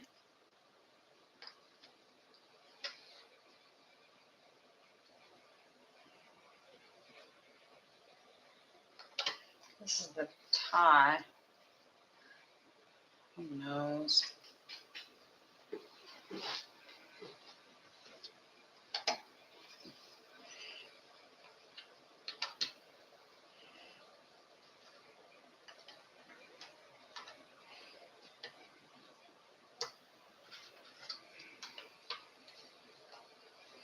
Okay.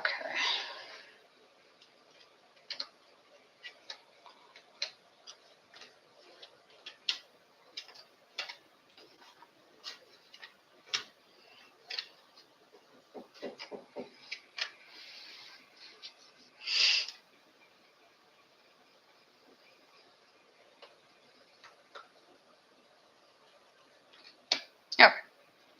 Let's do all the blue ones and then we'll do the rest.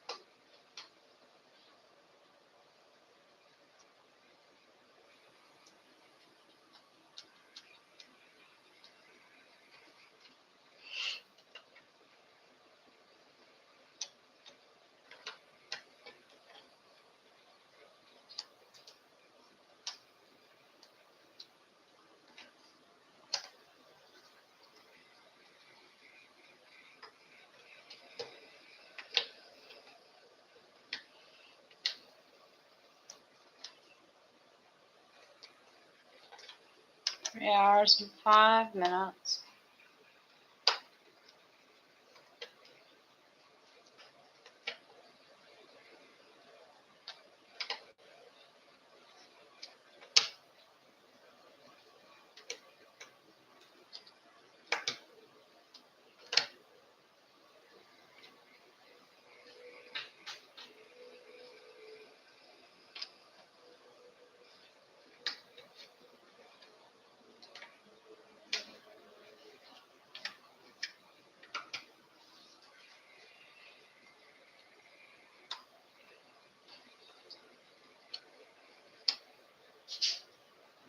What's that line for? Oh, it's the strap that goes down. Interesting. Like we know what we're doing. No, I don't. What the hell? Honestly.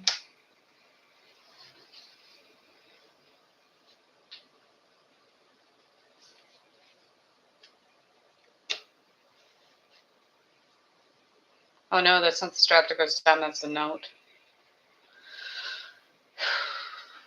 You know, it's the small things. Line. Whatever.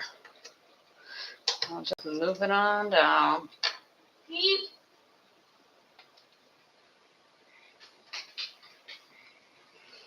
Moving it. Some big pieces. Big pieces.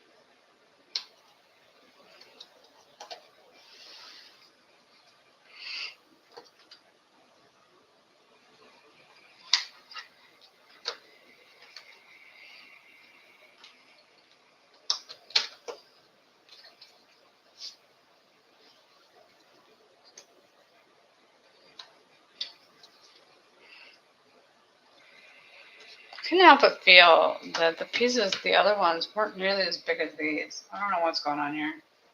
Like they're just. If I find another one that's gigantic, it's just crap.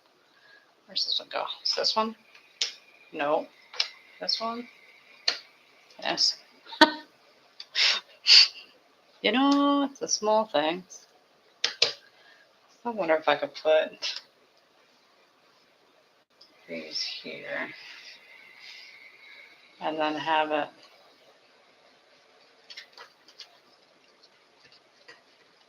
Because it's still super tedious for me to go all the way over there. It's not tedious, it's not the correct word. It's hard for me to go all the way over there. I'm having problems. But the good news is, it's the last time I'll have to move them over because this is the end. It's just making it easier for me. This one should be on the side.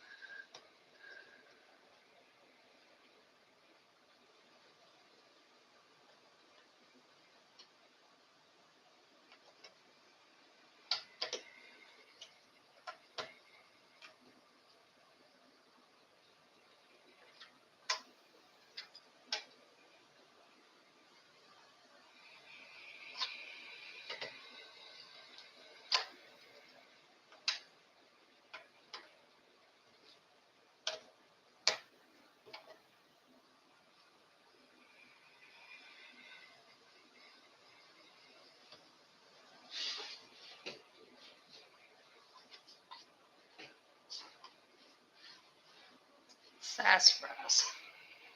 It must exist, kids. There we go. I was going to say, it's not really a thing to not be there. Oh, it's not goes that way. It goes this way. Eek.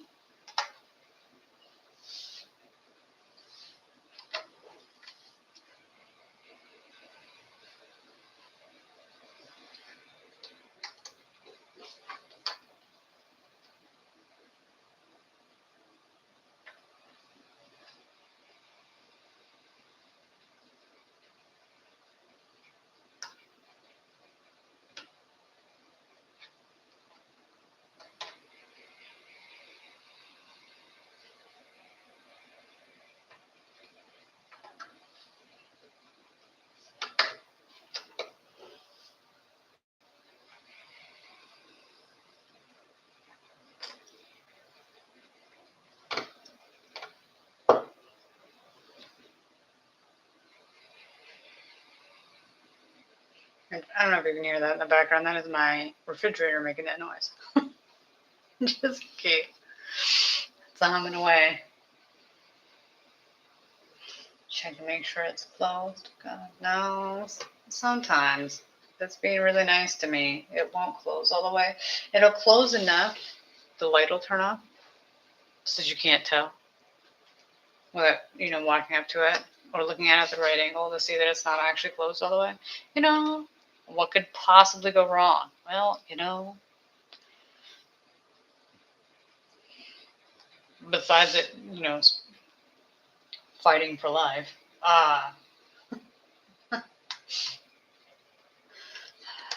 Luckily for me, I don't have a lot in there that can go bad like that. So it's not the end of the world, but it's slightly annoying, honestly, to have that happen.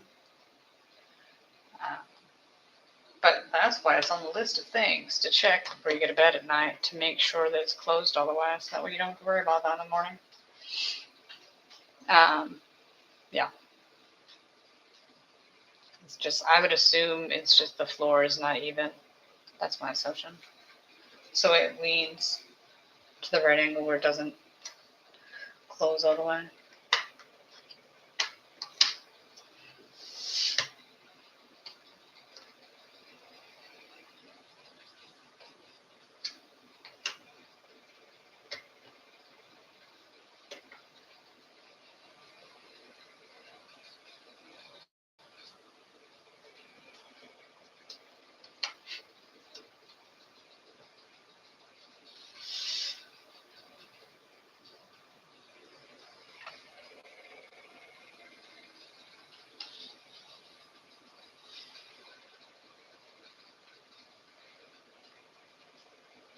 Say it must exist. They do exist. Look, long piece. It's very long. Very, very long.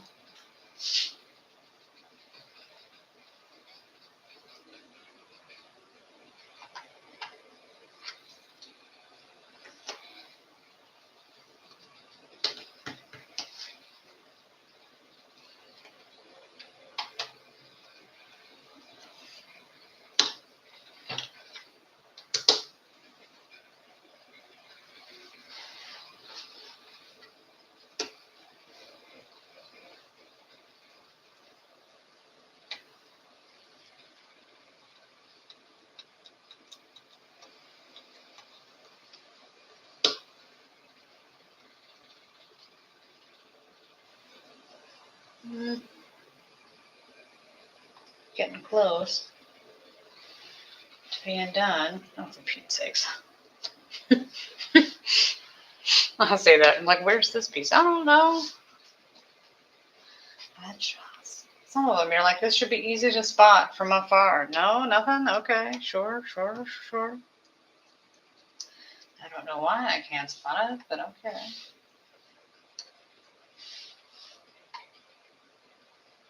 I'm sure that's my shadows on the table.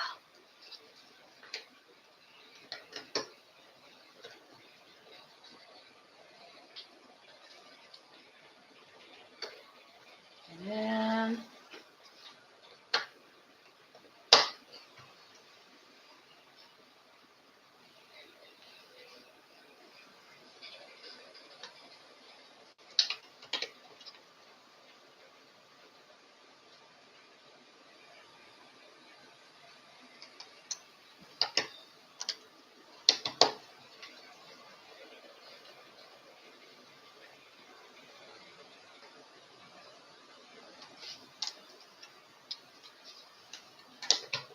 Here's that one. Oh, what's this one?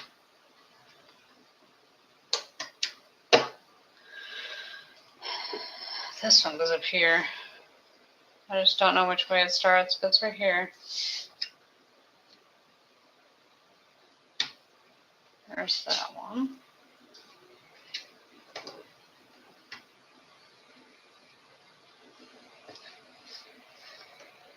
Like that.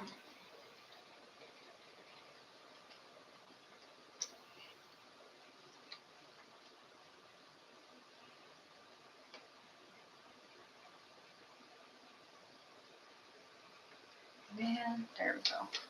Uh-oh. All sorts of nonsense.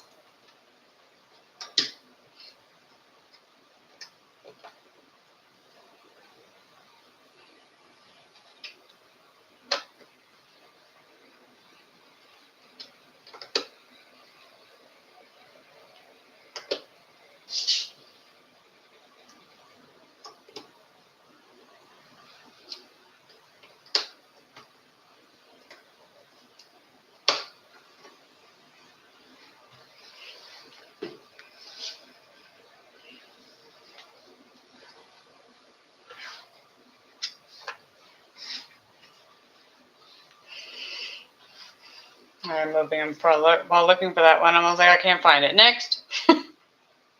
No clue. No clue. Why is that one flipped inside out? Who knows, man? The felon is mana. Put that in there. I'm not doing this anymore.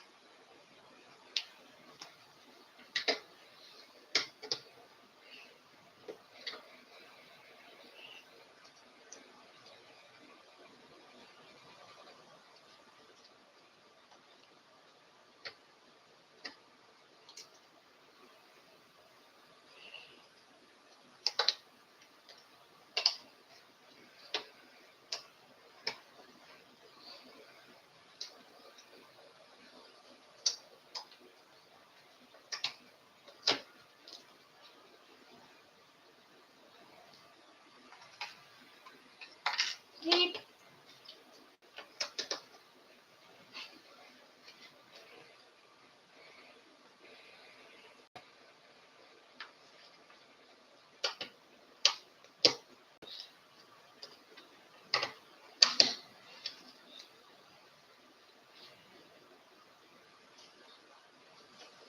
As always, I get to the end, I get quiet, and quieter, and quieter.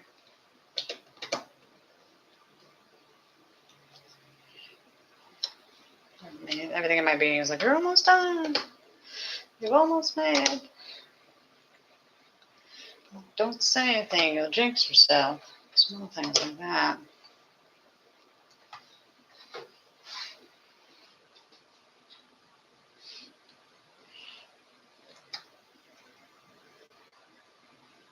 Man.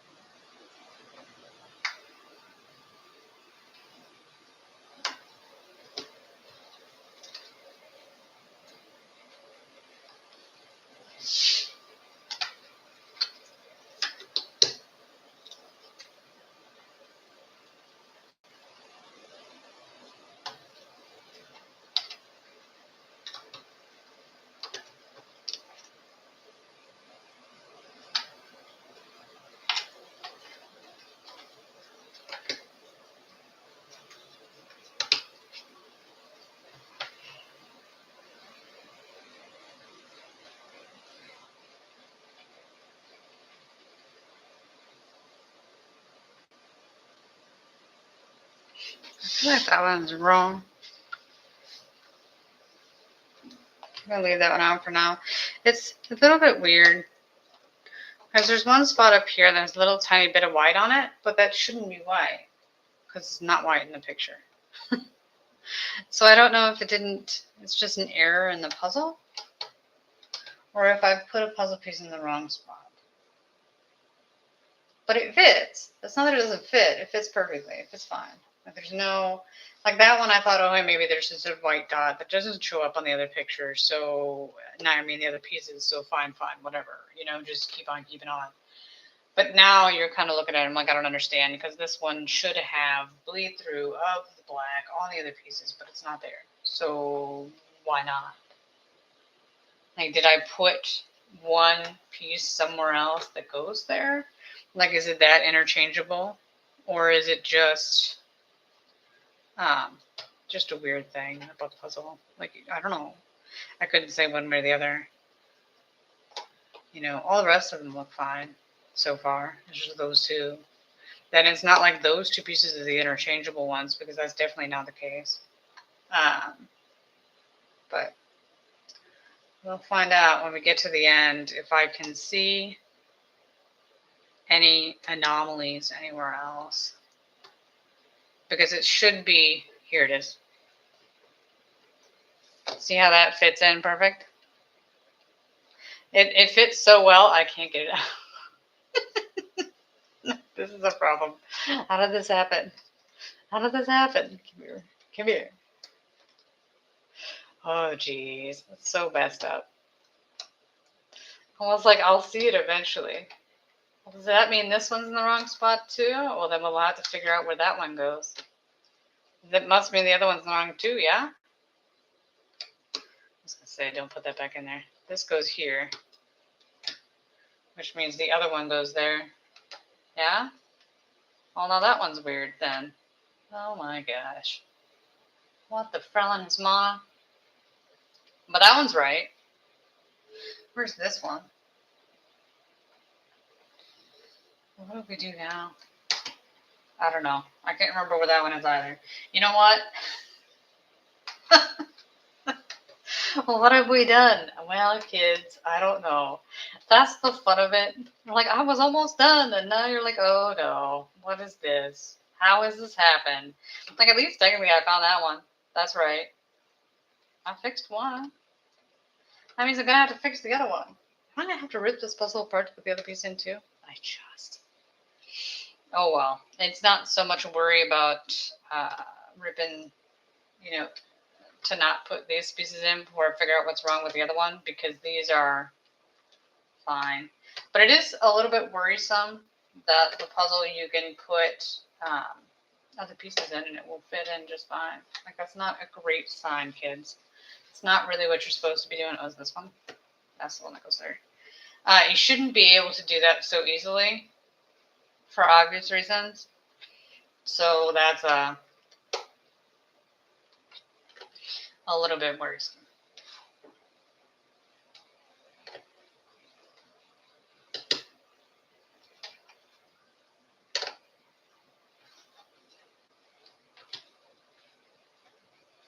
Nope.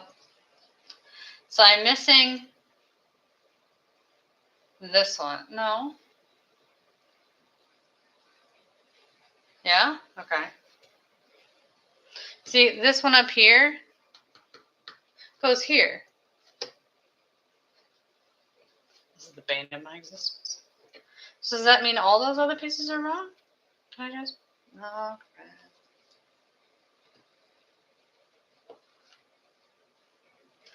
Okay. This one goes here, like this. Which means I need this one to go here. Crap.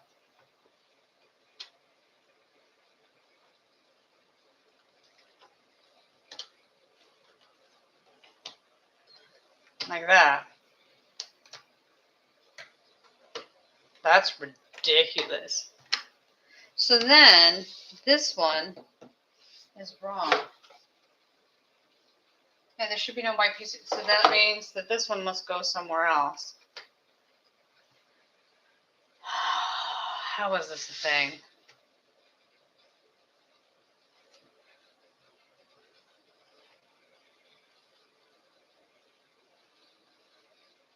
But it should be in the same size piece.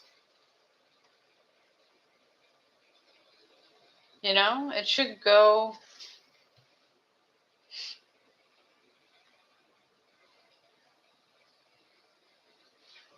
I have no idea. But it's in the wrong spot. Well, if you can tell where it's actually supposed to go. As soon as I move that one, I fix the other one. Does that not count? See if I look up at it. Because the problem I'm having is none of them go, unless it's in here. Is it supposed to be in here somewhere? Here. It's this one.